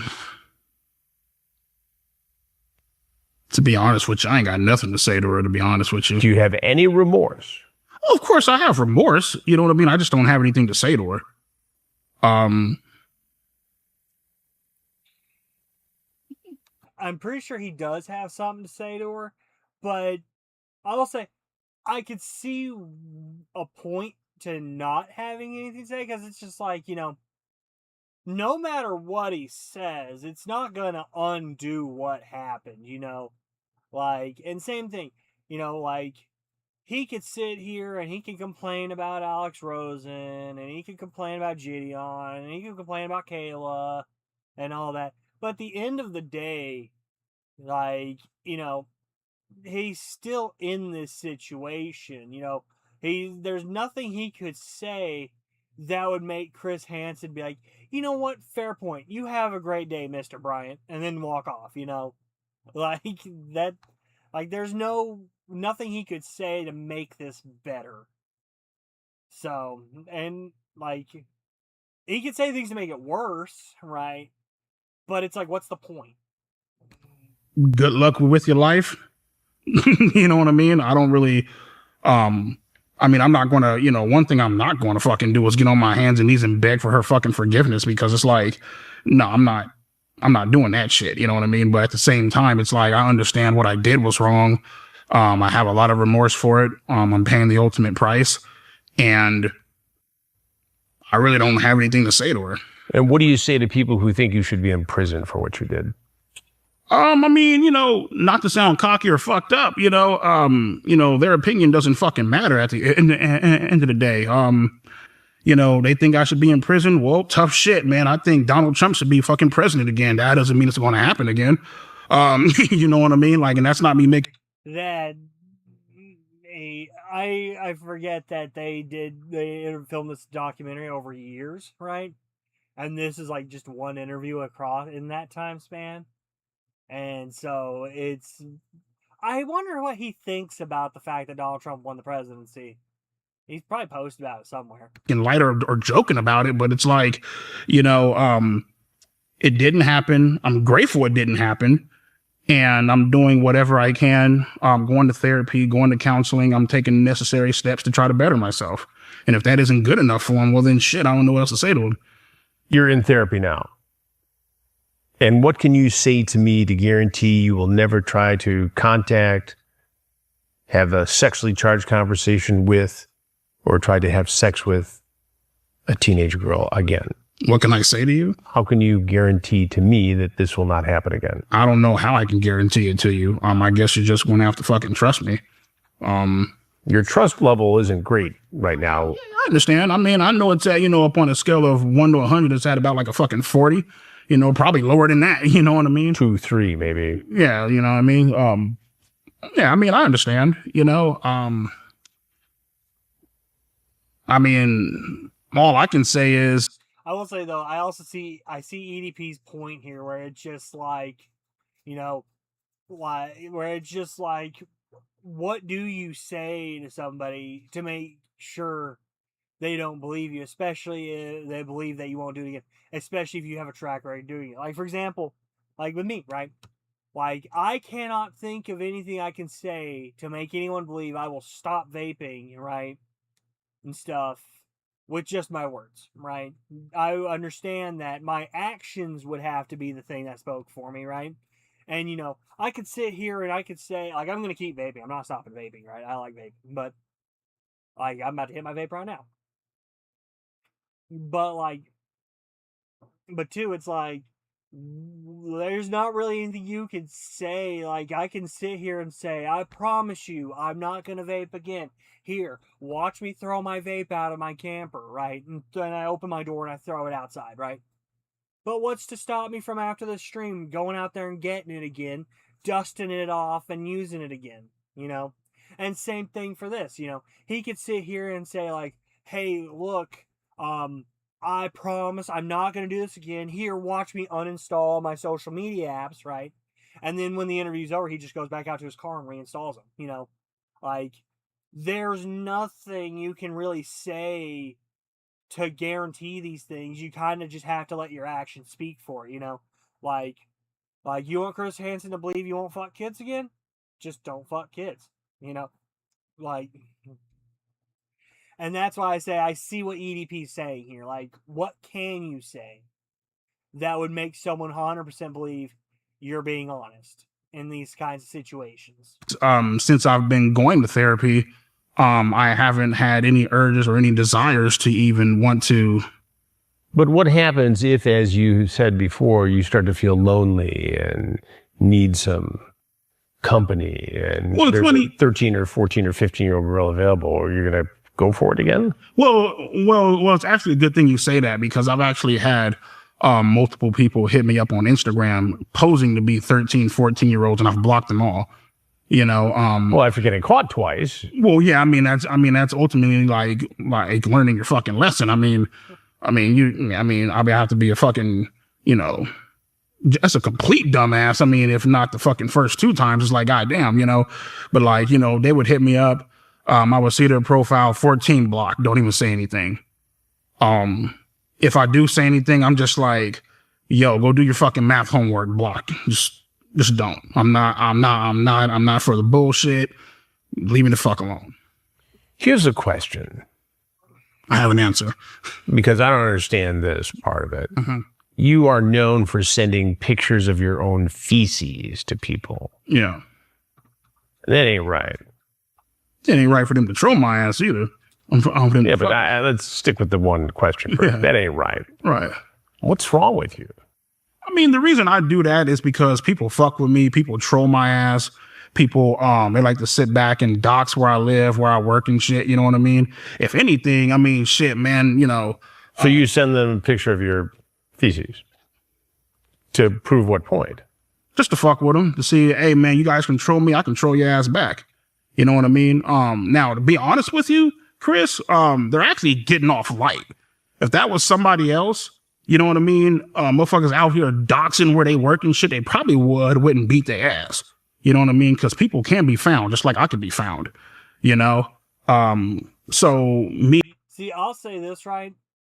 I think the shit pics thing is funny, right?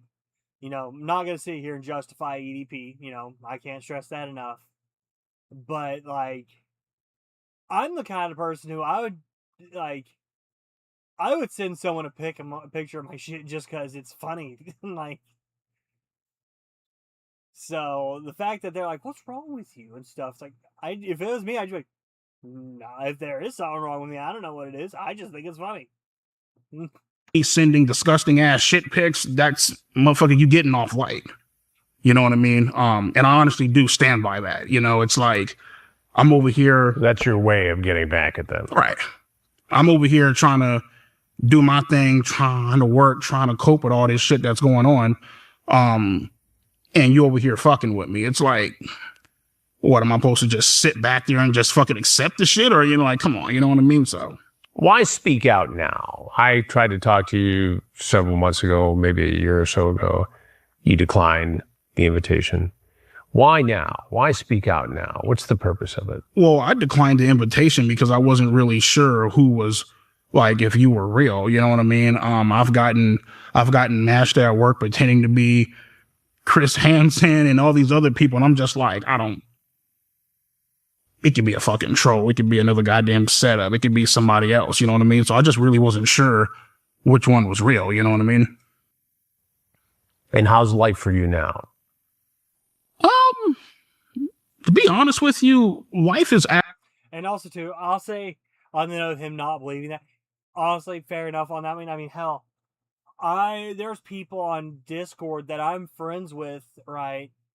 Well, that have added and stuff, claiming that they're other people that I'm like, I am 99.9% sure they are not who they say they are. Like, for example, I mentioned this because it happened to me live on stream the other day, right? Let me see if I can find the account, right?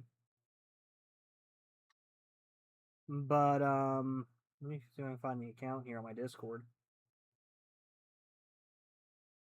No. Yeah, see, I was added on Discord by Elizabeth Rose Bloodflame from Hololive, according to this, right? Now, tell me, right? I am almost certain this is not who they say they are, right? Like, you know, so it's like, yeah, you know, like, I wouldn't be surprised if he got added by someone that was saying they were Chris Hansen, but really it wasn't Chris Hansen, you know? Like, the biggest thing that gives that away to me is, one, why the fuck would Elizabeth Rose Bloodflame be adding me on Discord? You know, I got what? Let me see here. Actually, you know what? It tells me on my speech chat bot thing. Let me go pull this shit up real quick. I have 10 Twitch followers and 5 YouTube followers, even though I'm pretty sure I have more subscribers than that, right? But in my mind, I'm like, I see these and it's like, you know, like, it's like, these are the numbers I'm working with. 0 current viewers on YouTube, 1 current viewer on Twitch. Also, hello there, per single viewer, right? Who's, but it's just like, so why the fuck would Elizabeth Rose Bloodflame from Hollow Live, who gets way more viewers than I do, be adding me on Discord, right? And on top of that too, right? I'm sorry, but Hollow Live is I'll say multi-million-dollar company, right? And they can't afford to give her a background cover. They have to do it as the just a faded red solid color. They can't give her a custom banner thing to be her like banner on Discord or pay the Nitro fee to have that. No, I doubt that. That's a load of bullshit. Actually, it's pretty good. It's pretty good. You know, it's about as great as it can get with, you know, everything that's went on, you know what I mean? Blessed to have 2 jobs, blessed to have a vehicle, blessed to have a roof up over my head, stuff like that. Do you have a relationship? I don't know. Well, I did. But yeah, she was very controlling. Controlling of you. Yeah, she was very controlling. After all this talk, all this grooming, Very controlling, very annoying. talking about shoving your arm up some woman's behind in the chats, all that stuff, somebody was controlling of you? Well, I wouldn't necessarily say controlling. I'm sorry, that was the wrong word. I would probably say annoying. You know, you want me to go into the specifics? Or, yeah. So I mean, I'm the type of person to where, like, you know, obviously with dialysis and stuff High going on, voltage, kidney same failure and network, shit like that. same speeds, better perks. Get a free Twitch, Kick, or YouTube sub every month. https://instream.ly/ocker7wa2elta. Hold on, I'm actually gonna really quick. I want to look and see. I'm gonna click the link that they just sent, right? And if it doesn't actually have a sponsor for me on there, right? For me to select to get, you know, whatever the fuck. I'm gonna fucking kick that bot off my Twitch.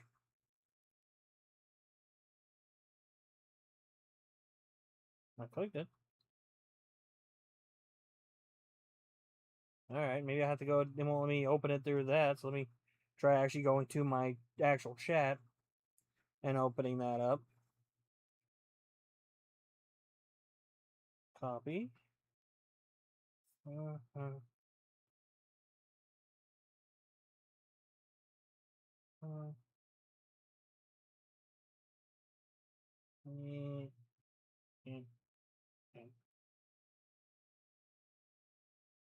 Alright, let's see what happens.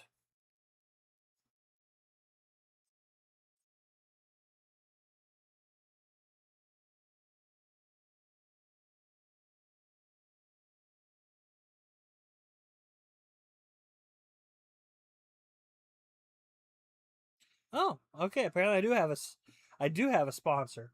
I'm from Vetra Mobile. Whatever. There will be times where, like, after treatment, I'll be like dead ass tired, you know, and she'll call me up. Hey, you want? I'm gonna hang out. By the way, she's 41. Just want to throw that out there.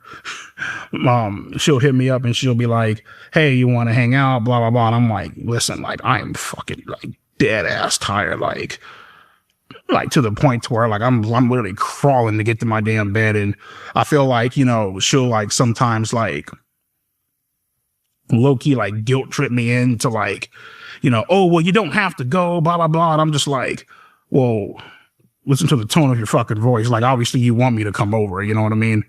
And when I go over there, I'm like half goddamn dead and stuff, and, oh, well, you know, you're half dead and blah blah blah. And I'm just like, well, shit, I don't know what to fucking tell you. I told you before, you know what I mean? So, to be honest with you, Chris, man, like, I just, you know, it's funny because, like, you know, this entire time I've always wanted to be in a relationship, you know what I mean? And actually be with somebody and, you know, I guess like someday have kids or whatever. But I feel like, you know, not for most, but for some guys, you know, when they actually get into relationships, it's not what all it was fucking hyped up to be.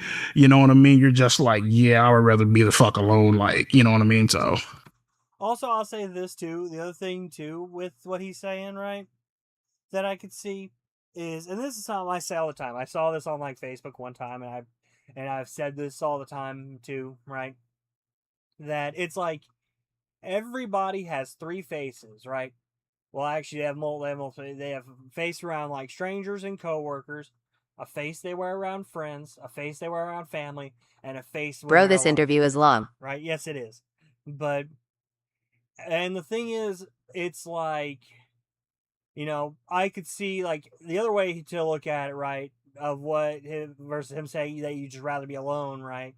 Is that, you know, you met them on their face they use around strangers, right? That is the face that you showed up with, that they showed up with, and you're like, wow, I think I like this person a lot, you know? And then after a while of living together and stuff like that, you know, and stuff, you eventually see the face of the what their face of when they're alone, right? And then you're like, oh no, I don't like this person at all. Like I've even said like I've even been like the car with relatives and stuff, and I've even said that, and it's like I'll just use my cousin. I'll just say my cousin's name, Bill, for example, right? I'll be like, you know, Bill knows the face I use around family, but I'm almost certain he would not be a huge fan of the face I wear whenever I'm in private. You know, like whenever I'm sitting here in my camper, you know, or whenever I'm like the way I'm talking on stream and stuff like that. He wouldn't be a fan of that, right? He's the guy who goes to church and all that stuff, you know, like devout Christian, all that stuff, right? I don't think he'd be a fan of how I am when I'm not around him, you know? I like to talk about, you know, I don't know if God's real, so I'm not going to say he is real and stuff like that. Making jokes about sticking toenails up my butthole and stuff like that. I don't think he'd be a fan of that kind of stuff, you know? So it's like, is it that you'd rather be alone, or is it that you realized, oh, I don't like this, what they wear by themselves face? Do you ever think you'll be a content creator again? I am a Also, this is we all Bro, have you're not to- Christian. I know that I'm agnostic. Which I'll say. So agnostic. I said this earlier in my stream, right? What agnostic basically is that. So atheist. So what is Christians believe wholeheartedly there's a God. There's no ifs, ands, or buts about it. You know, all that stuff, right? A full-blown atheist believes there is no God, you know, and I can prove it, you know, there's no God at all, you know. Me, on the other hand, it's like I can't prove there's a God, right? Or disprove there's a God. So who am I to sit here and say he is or isn't real, you know? Like I can't prove to anybody that God's not real. So why would I tell you that he's not? And then the other side of that coin, you know, I can't prove he is real. So why would I tell somebody he is? You know? content creator still. Yeah, I have my own website. I post videos on Instagram here and there and stuff like that. So I mean, obviously it's not as big as my YouTube channel once was, but I mean, you know, I have a website. The word is still getting out. We're still having a great time, you know, shooting shit or whatever. So yeah, we're still having a great time out there, you know. Is there anything else you want people to know about you and your situation? Yeah. I've learned my lesson. I'm a changed individual. I'm making steps to become a changed individual. Let me rephrase that. You know, just know that I'm not actually, you know, I'm not going out there fucking, you know, because I live like right by a fucking school. You feel me? I'm not out fucking praying on motherfuckers or like, you know, whatever, you know. So yeah, just know that I'm out here trying to live my best life. Obviously I've made a lot of, you know, fucked up mistakes and I'm paying for it. Will you ever be caught in a sting again? No. Anything else? That's pretty much it. Okay. If you thought this interview was interesting, you'll be happy to know that so does the district attorney in Kern County, California, who has reopened the investigation into EDP 445 and is now potentially using the information in this interview to consider further charges against him. We'll keep you posted right here. You should also know that proceeds from Mike Klum's documentary will go to RAIN.org, an organization which helps victims of sexual violence. I'll see you right back here next Wednesday for another episode of Have a Seat with Chris Hansen. Monday is when Predators I've Caught drops, and every Thursday, another episode of Takedown with Chris Hansen, our Predator Investigations, comes out on my streaming network, True Blue. Watch trueblue.com. Until then, I'll be watching and listening. Okay, yeah. See, that I would say, like, that is actually really good news to hear that, you know. What are your overall thoughts on the interview? Well, I'll say that, again, it didn't change my opinion on him. I have mixed I still like him. I will say I do think Chris Hansen did a good job with the interview, and I also think, too, that it's really good that they're, still that the information given has made them consider reopening the case against EDP, you know, like, but like a lot of it was just like nothing against Chris Hansen here on that, right? But a lot of it was just felt like it was just stuff that was covered in the documentary, right? But without the cinematography of it, you know. Like, they didn't do obviously they didn't do the reenactments and stuff like that, or, you know, or show clips of the stings and all that, you know, and all that. And it was just like, basically, I would say, let me go to my watch later, because it'll tell me the times for both those videos, right? Basically, I would say this: if you don't have an hour and a half to dedicate to the EDP documentary, right?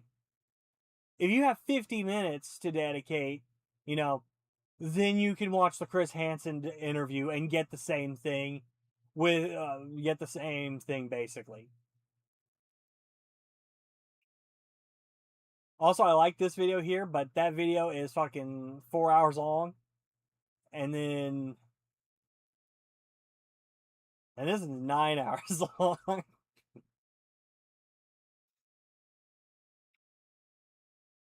But let's see.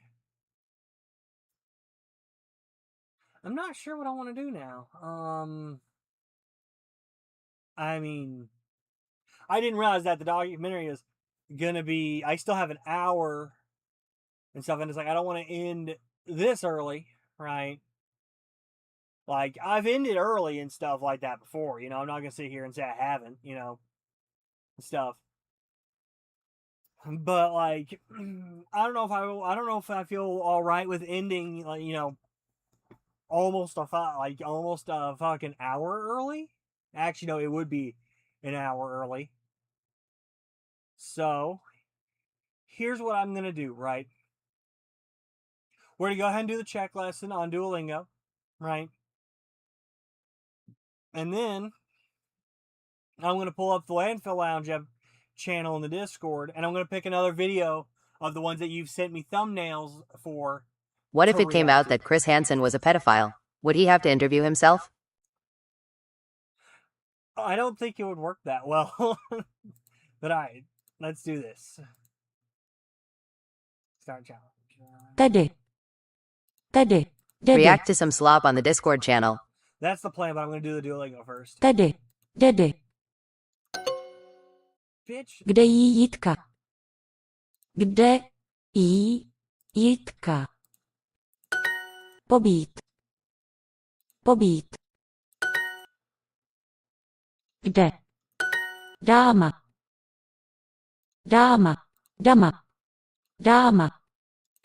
Jakub je tady. Jitka jí meloun. Jitka jí Melon. Jakubí banán. Jakub.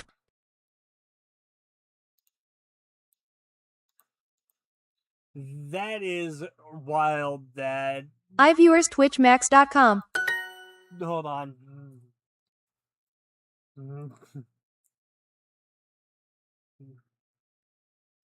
Listen here, you bitch.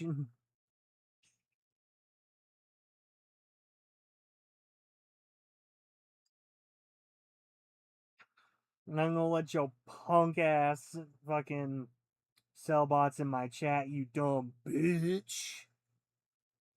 Ban. Reports. Spam, scams, bots or tampering. Bots. They're trying to sell bots in my chat. And block the user. There you go. Get banned. Máma je tady. Máma je tady. Kde je banán? Are you enjoying Czech? No, I'm not. Where is the banana? Jítka má kolo. Han. Jítka má kolo. Like, the problem I'm having with Czech, right, really, is the fact that Jakubí. there are so few words that mean so much. Like, for example, this, Jakub. right? Pí. Like, Jakub he banan means Jakub is eating a banana. Like, that is just too few words. Like, it bothers Tedy. me. Tedy. Tedy. Like, continue. No thanks. Alright, we did the Duolingo lesson for the day, right? Man, I wish that wouldn't show up in there, but whatever. Alright, so now what we're going to do is I'm going to transition to this screen because I don't want to show off what all I'm going to be watching on stream. And I also don't know if you want me showing off all the things that you sent me to watch and stuff and all that, right? So, Why not? because I just don't feel like it. But I will do this for you, though, because I know you'd want me to do this. Hey, baby, why don't you go ahead and open up your ass and shit for me, baby? Yeah, right on my chest. There you go. But all right.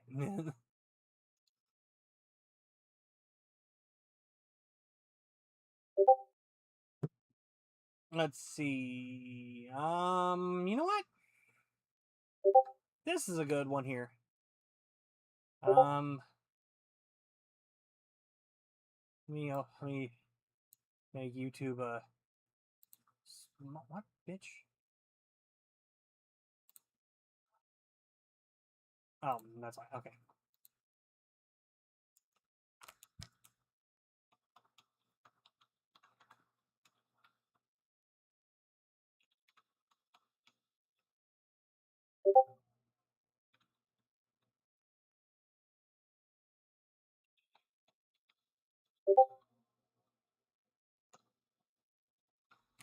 All right. Here we go. Let me pull up the thing, transition. We're going to watch this video here, right?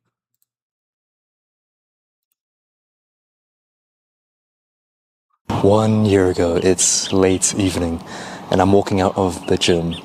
My hoodie's on, it's cold outside, when I notice one of my friend girls waiting outside her car, staring straight at me. She bites her lip a little bit, gives me a very weird look, like she's about to tell me something that she's not supposed to. And I ask her what's up, and she says that she needs me for something tonight. And immediately my mind kind of goes to, you know exactly what. But little did I know, this was probably the weirdest thing I've ever been asked for in my life. And so the next thing you know, I'm in her car and she's driving me to an empty parking lot nearby our local mall, which is 5 minutes away from the gym. But it probably isn't for the reason that you think.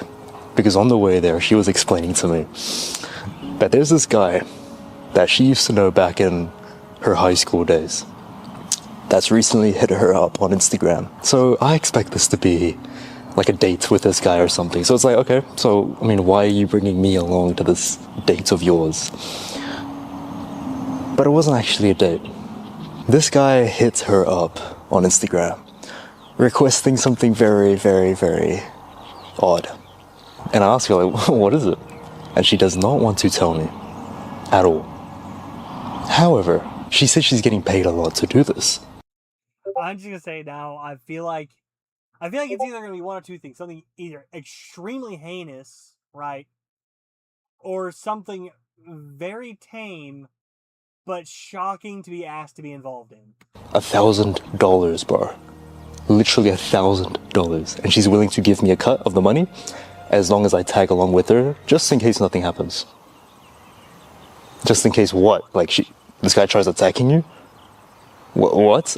I'm getting all these weird, like, confusing emotions right now. Like, what is going on here? Are you secretly a drug dealer? Is this guy a drug dealer? I noticed it with EDP's eyes. Or are you doing something explicit with this guy? Something provocative, maybe. And so I try to dig a little bit deeper just so I kind of get a proper understanding of what's going on. So I ask her, so do you know this guy? Have you met him before? Have you done anything, like, with him? And she's like, oh, yeah. Wait, let me make sure I'm on the right scene, actually, just to double check, because I don't remember if I did the transition or not. Okay, I am on the right scene. All right. Yeah, I've gotten money from him before, but that was online. And so immediately it clicks in my head. Here you go. Yeah, what's up with his, it's my left, his right eye. Like, let me move this.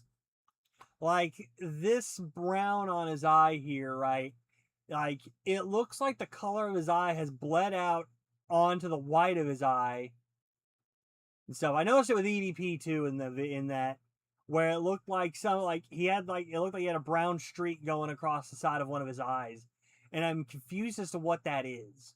Like, is that just a thing that can happen where, like, the color of your eye bleeds out to the white of your eye or something? It's throwing me off, and I don't understand what it is. But all right, back to the video. Oh, okay. What's the first thing that comes up to your mind? Okay, so it has to be she's probably sent her some, like, videos of herself to him for money or something like that, right? And now it's, like, transferred from online to real life. Because, like, okay, no wonder she doesn't want to tell me. Because it's probably really shameful for her. I know money can be hard to get nowadays. Not that I agree with her doing what she's doing right now for a financial gain, but I'm here, so what the fuck can I do?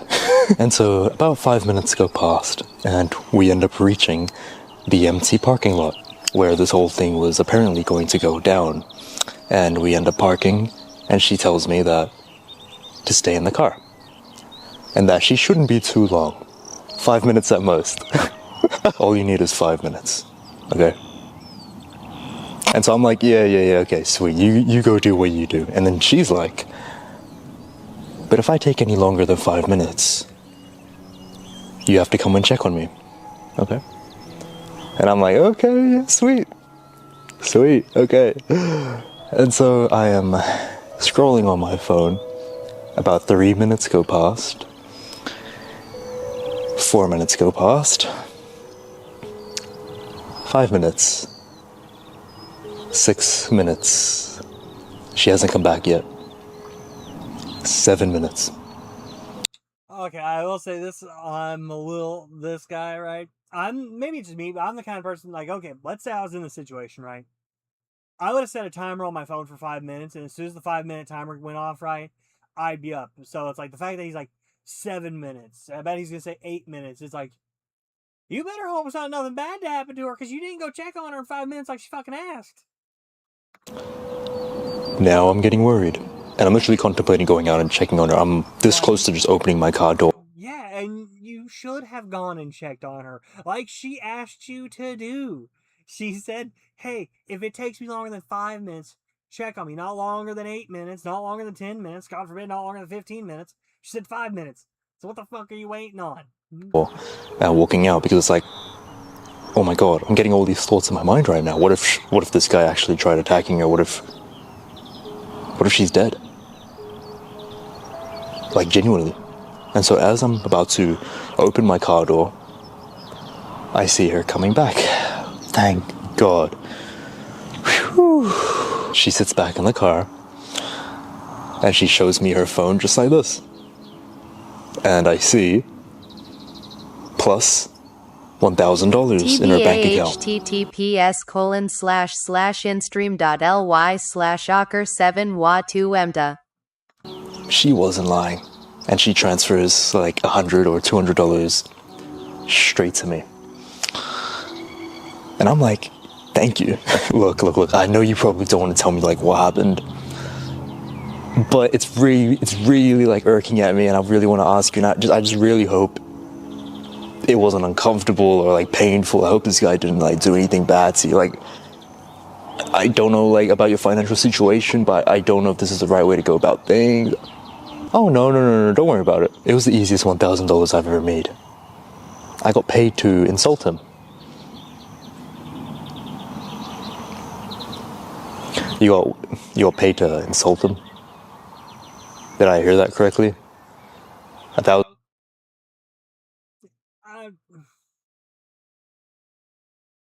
How long is this fucking video again? We're 5 minutes into a 23-minute video, and it's like, I really hope this gets more interesting, because it's like, if this whole video is basically him being like, yeah, don't fucking jerk off because I watched a girl get paid $1,000 to call someone a fucking loser, you know, I'm gonna be pissed.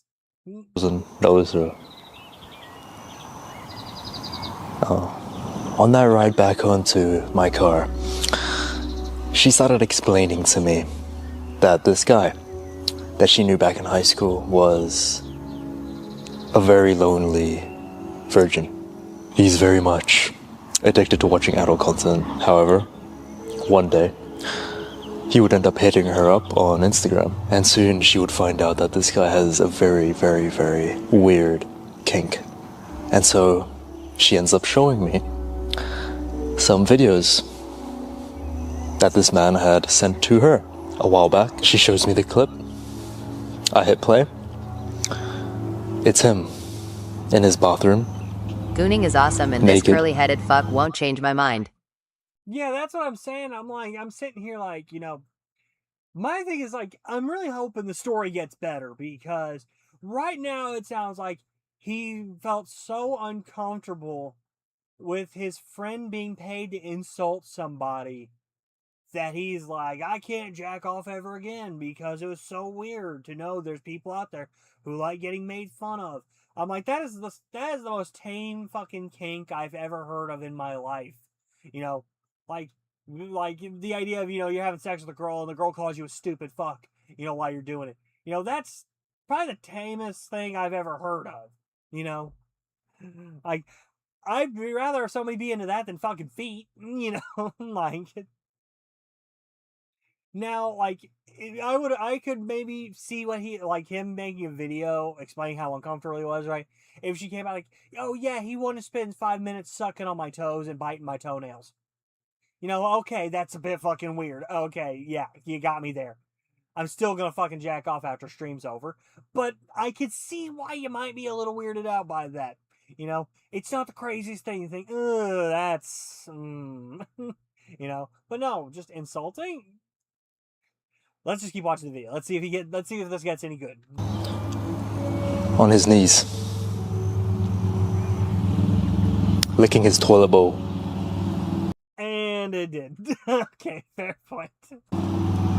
Calling himself these derogatory terms that I don't want to say. And I just feel probably the most disgusted I feel in my life. Watching a video like this. Watching some other man humiliate himself. What the actual... How disgraceful can this be? How can you do this to yourself? He's literally paying her to insult him on video call or even on text or like whatever it was, right? And on these videos, he's I'm just looking at these videos, bro. And he's woofing like a dog. He's doing these like, I don't know, but I'll put up some sort of video that's somewhat similar to what I'm describing right now if I can find something. But Okay, yeah, fair enough. Like, I could, like, again, still not enough to make me uncomfortable. I've heard of some weird shit, right? But yeah, no, finding out that... And to make things even worse, I can see why. he wasn't even that, like, unattractive. He was a decent looking guy. And I genuinely can't tell if this guy's enjoying himself. Or deep down, he's just doing this out of, like, lust, desperation, just loneliness. And even though I want to feel extremely disgusted, I want to feel this emotion of disgust right now. Honestly, I just sat there for a second and just thought about this guy, and something twisted inside me. Because as disgusting as this sounds, I know I can't judge him. And I know that sounds crazy. I know I can judge him, that's for sure. Who the fuck gets soft to licking their own toilet bowl, right? Like, or toilet seat, like, fuck, not to justify this kind of shit at all, but like, I can make an argument if you're a fucking weirdo who's going around and licking a girl you know's toilet seat, right? Or a toilet seat a girl you like sat on, right? But like, your own toilet seat, right? Where you're in a situation where the only ass that's touched that seat is your own ass, right? Like, that to me is just gross. Like, no. Crazy. But this is the stuff that happens when you are a lonely person. It is. I tell you, it ain't the stuff. It's not the stuff that happens to you when you're a lonely person. There's something else going on here. I'm a lonely person, right? But I'm not sitting here fucking knees on the floor, hands on the edge of the bowl, going, on my own toilet seat saying, God, I'm such a fucking retard. Look at my fucking toilet seat. No. I sit here, I play video games, and I jack off. Like, there's something worse going on here. And I know that because I was there once. Not licking toilet bowls. But I do something that I regretted so much. Just the same amount of shame. It was 3 years ago. The end of 2021.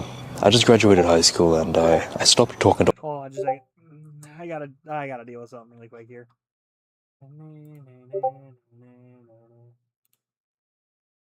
Because I have Discord still open and like I'm in so many fucking Discords that it's just like it keeps just going off over and over again. And it's kind of irritating me hearing that doing over and over again. So I went and closed out of Discord. All of my friends. You guys are gonna know the story. But honestly, I was very lonely and my self-esteem was very low at the time. And the only girl that gave me the light of day ghosted me. And that was online on video games as well. And because of all of that, I had a major addiction to watching adult content on my phone. Okay, I have to ask, is this guy a Mormon? Like, he's sitting there like, I watched porn and I felt so ashamed. I know what this guy who licks his own toilet bowl and calls himself a piece of shit while masturbating. I know what he's going through. Like, what? Like, shut the fuck up.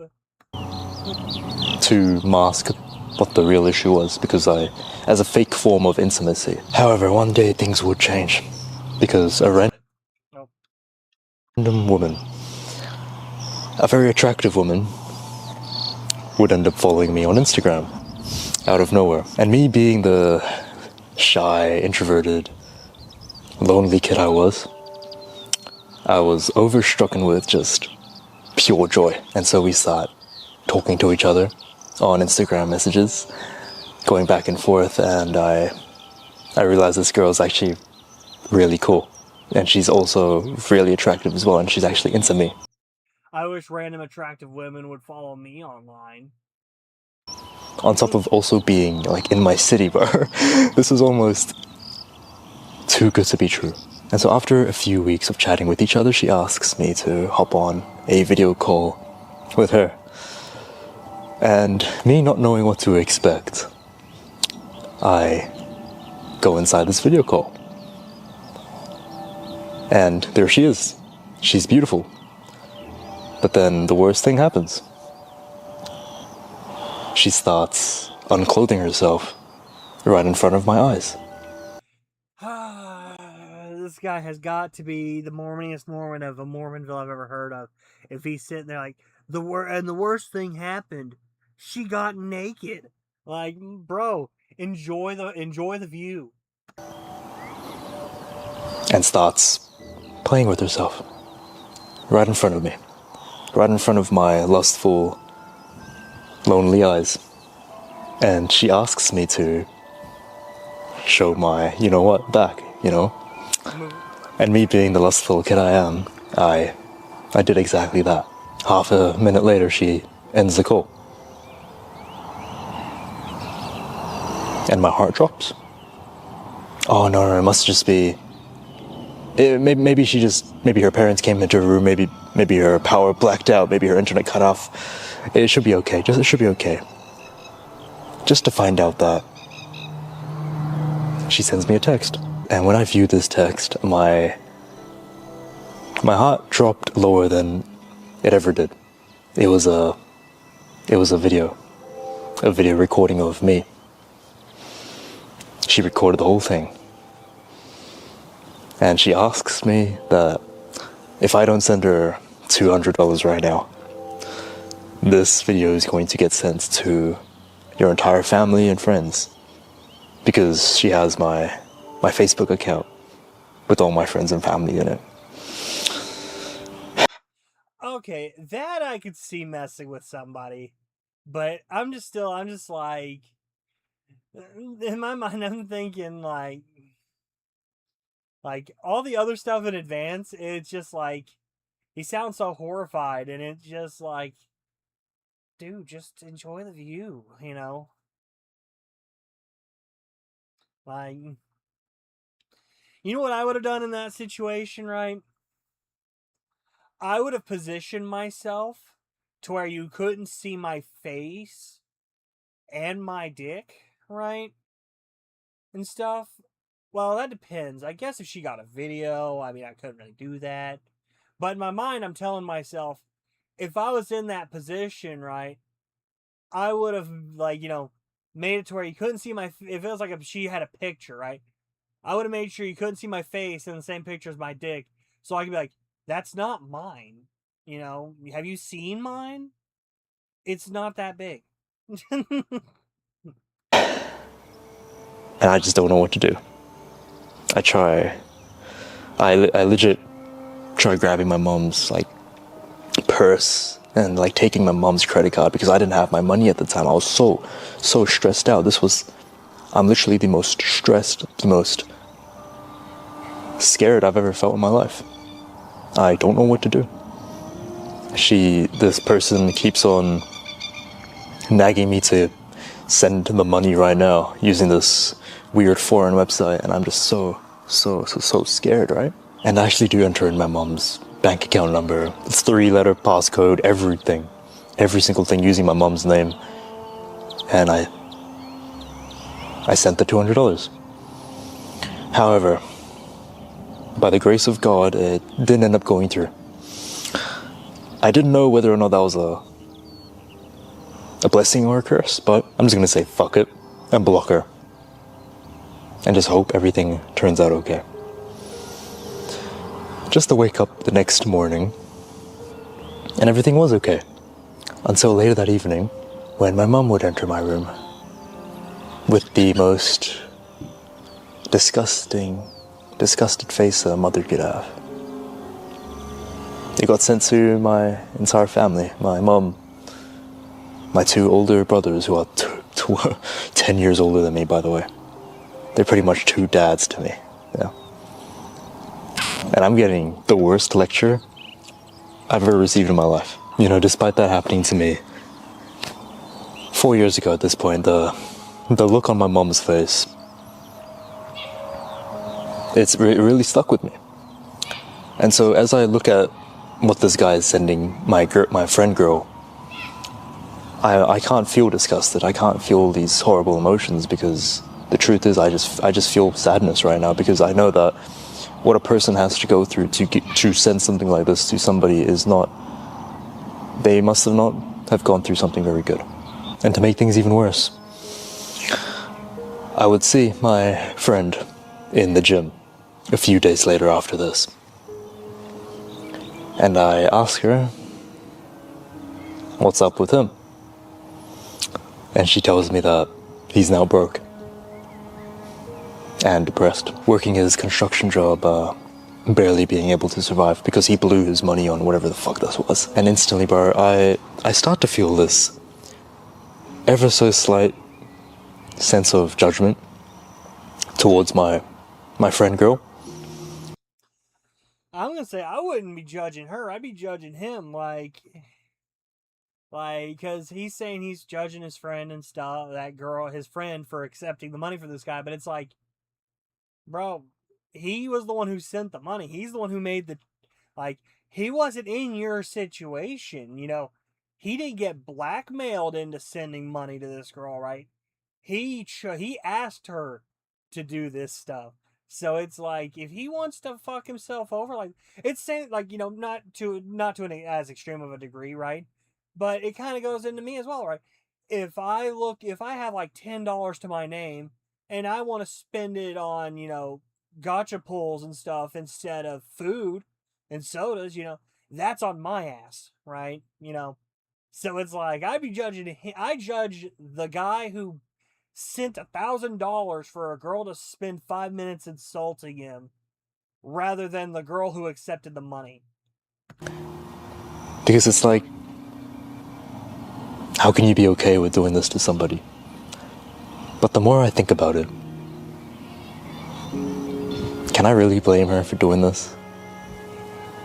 Not really. Okay, good. She just got free money to just talk to somebody, basically, you know what I'm saying? I can't really blame her for that. I can't blame him, I can't blame her. I blame him fully. And so when I look back on that night, on what happened, I realize what truly disgusted me when I saw that video of him on his knees wasn't really him. It was the part of me that used to be exactly like him, the lonely version of me. Because I can relate to this guy. Obviously not in the doggy fucking toilet licking sense, but again, like, these people are so stupid. Like, I personally, right, like, these guys are both, like, this guy is sitting here blaming his loneliness and stuff like that on what he did that got him scammed and stuff. And then he's sitting there feeling guilty about this guy saying he's so lonely and that's why he's done this stuff. And in my mind, I'm thinking, like, bro, I'm fucking lonely too. I'm 30 years old and I haven't even seen a woman naked outside of 1080p. But you don't see me fucking, like, video calling girls and jacking off in front of them and stuff, or licking my fucking toilet seat and begging a girl to call me a retard. You know? So it's like, no, it's not loneliness. There's something else, right? But you can't just simply say it's loneliness. You know, you can't just chalk it up to loneliness and depression and stuff. No, this guy just really likes fucking getting insulted. It turns him on and stuff. And he got fucking baited and he fell for it. the loneliness, the craving of love, even though it's not to the same extent as that guy, you can't lie to yourself and say that you don't feel these same feelings sometimes. I don't feel those same feelings sometimes. I am content with like, you know what I do whenever I feel anything wrong with feeling like this, right? I jack off. I don't fucking film myself. I don't be like, oh man, I'm so lonely. Let me lick my toilet seat. Or let me film myself masturbating and send it to somebody, send it to strangers.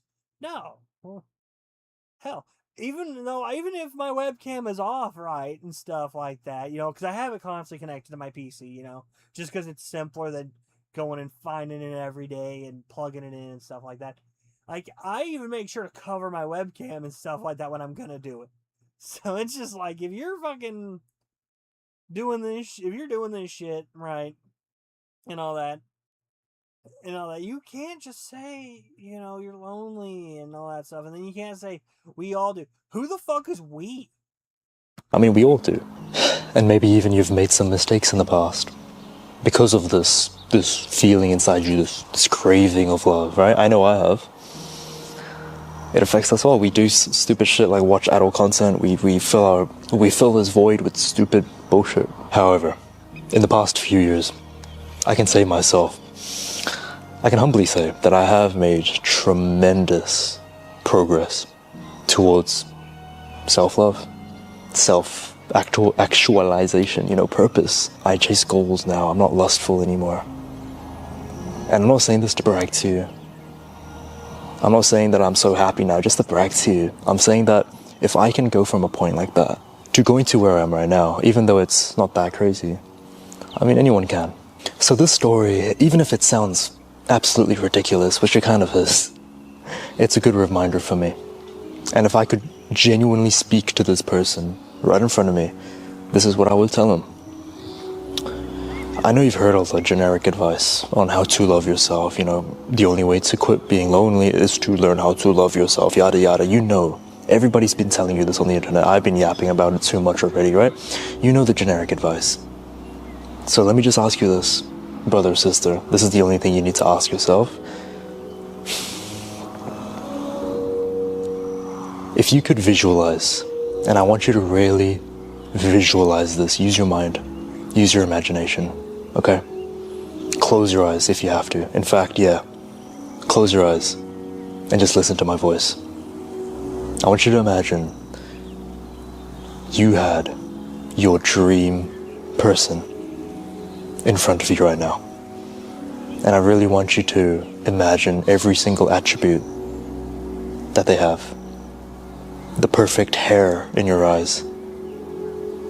They smell divine.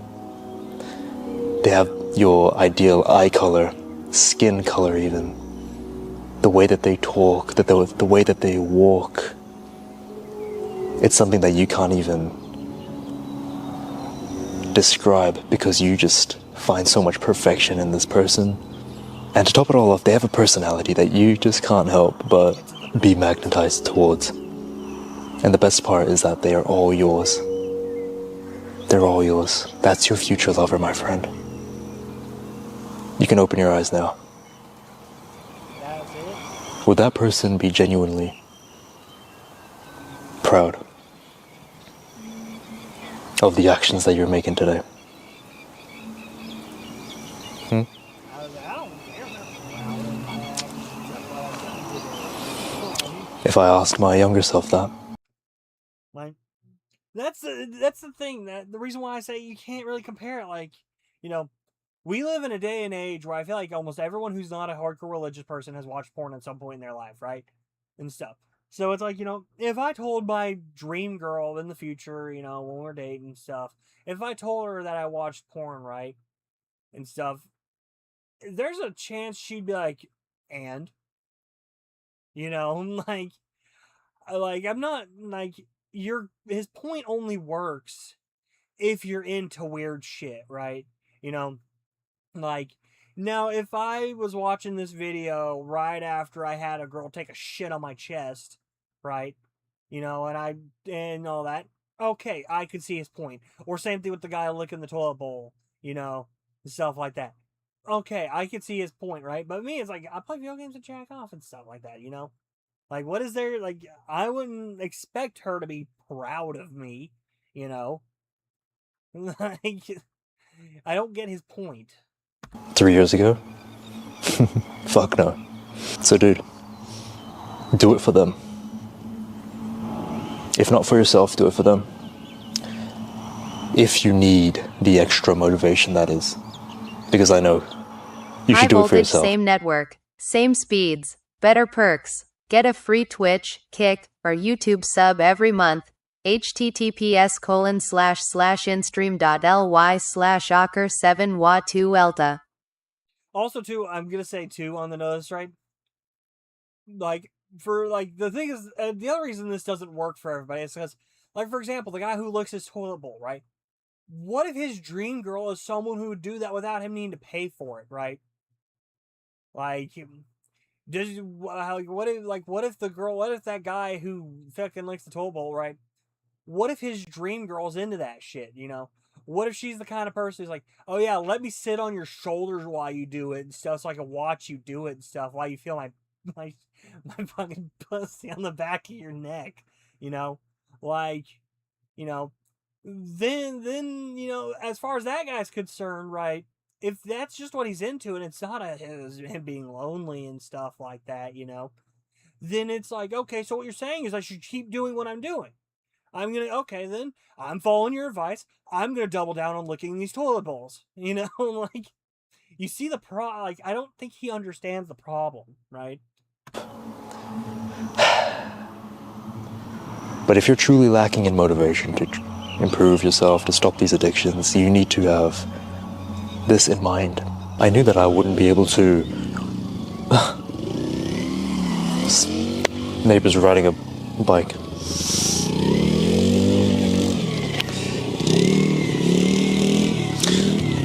I knew I wouldn't be able to attract my dream future person if I continued being this way. So lustful, lazy, not really doing much with my life. Right? Even if I would tell myself I would change if they came into my life. No, I wouldn't. No, I wouldn't.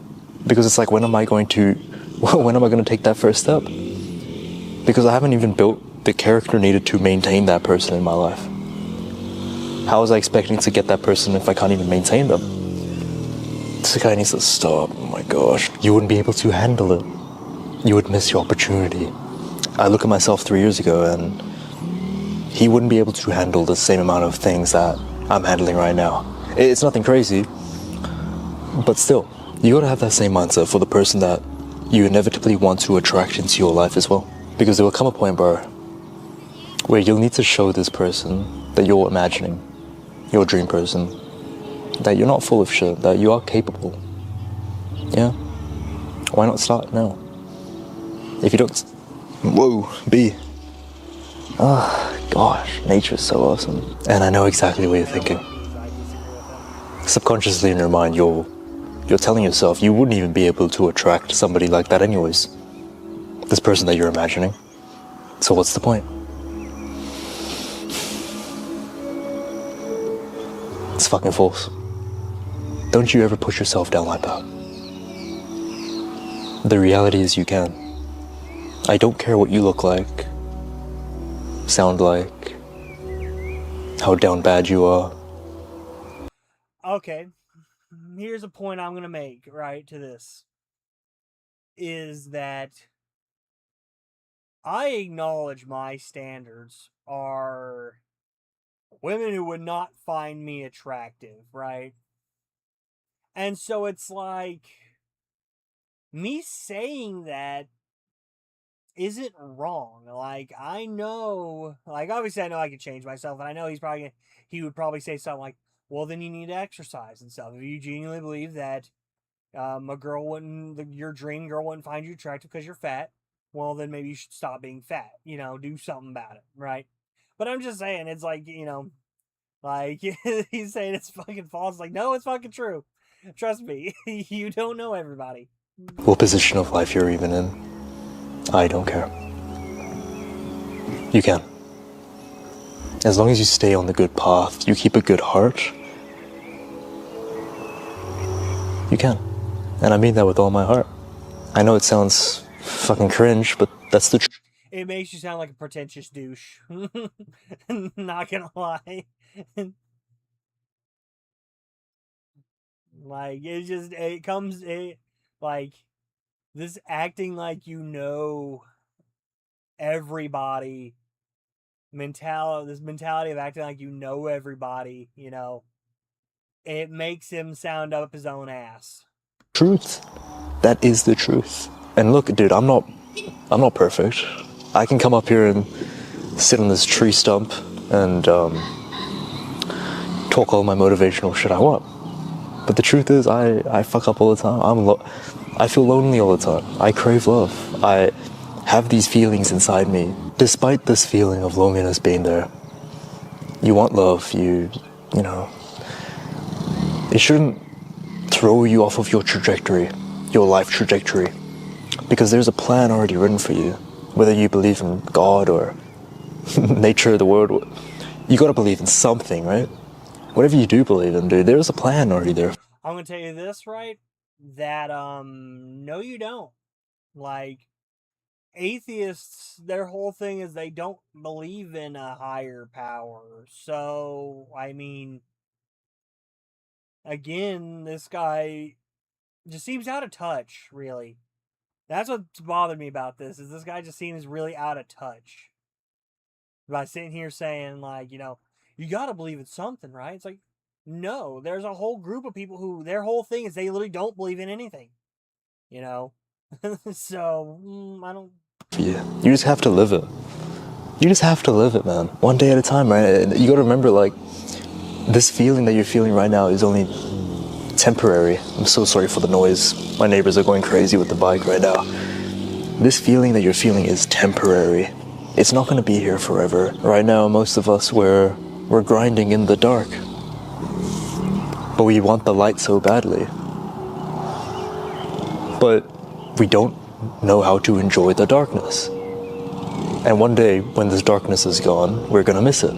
We're gonna miss these moments of grinding our asses off, of just...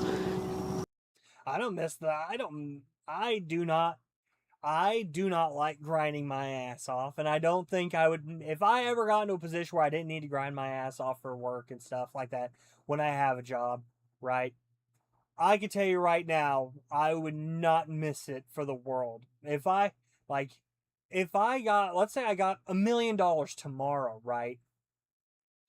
I wouldn't even show up to my interview tomorrow, right? I would live my life. Actually, well, maybe I might show up to the interview and stuff, and then, okay, let's say I got $10 million tomorrow, right? $10 million, I would say, is a good enough amount where I could live without ever having to get a job, right? And yeah, and you know what I would do? I would stream like 24/7 just because fuck it, why not? You know? I'd be having a stream going, my webcam going at all times, stuff like that. Just doing whatever the fuck, you know? Like, even sometimes I have it just on the big screen while I'm laying on my bed scrolling through Instagram and stuff. Just cause, you know? Like, and like this whole grinding, like, if anybody if you miss grinding your ass off, right? Then go back to grinding your ass off. Nobody stopped you. Like, this feeling of just the amount of energy we have to put into other things. We're gonna miss this darkness bar. Once it's gone, trust me, we will. So learn to love it. Learn to enjoy the darkness. Because, dude, if you can learn how to enjoy the darkness, who can stop you at that point? You're being molded into the person who is capable. Always remember that. You're being molded, bar. Yeah? These days that you're having isn't for nothing. It's building you. It's breaking you down right now, but you are going to be built stronger and more resilient than ever. And as long as you keep on the good path, I can guarantee you this, whatever my promise is with you, you'll be surprised how lucky you feel one day. That's all I'm gonna say. Keep it on it, bro. You got it, okay? alright. Well, I'm definitely leaving a comment on that video and stuff when I get done with the stream today and all that. and stuff. But with that, I think that's a good stopping point for the stream today. So I'm going to go pick someone to raid on Twitch. And then I'll see y'all tomorrow. So let me see something here.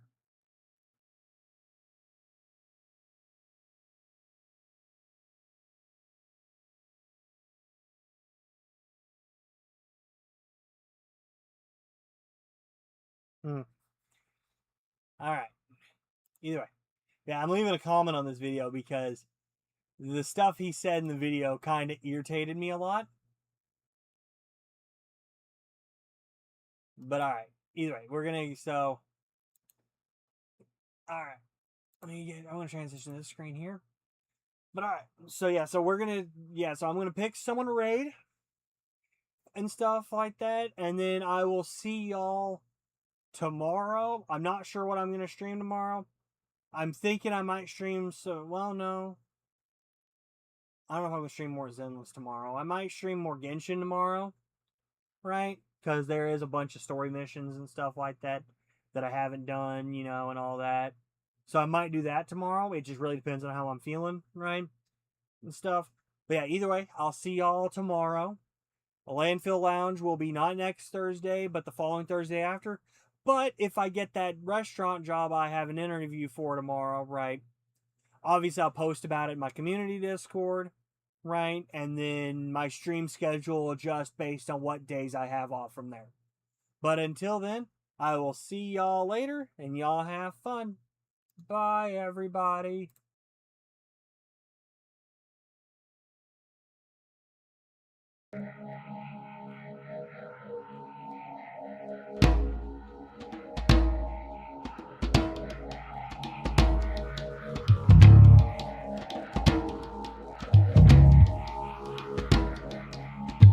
Desperate times let an evil seed be planted. You justify your own shame and you take it all for granted. Well, I cannot be blamed for cracking the idol. No war crime trial for a natural disaster. Yeah.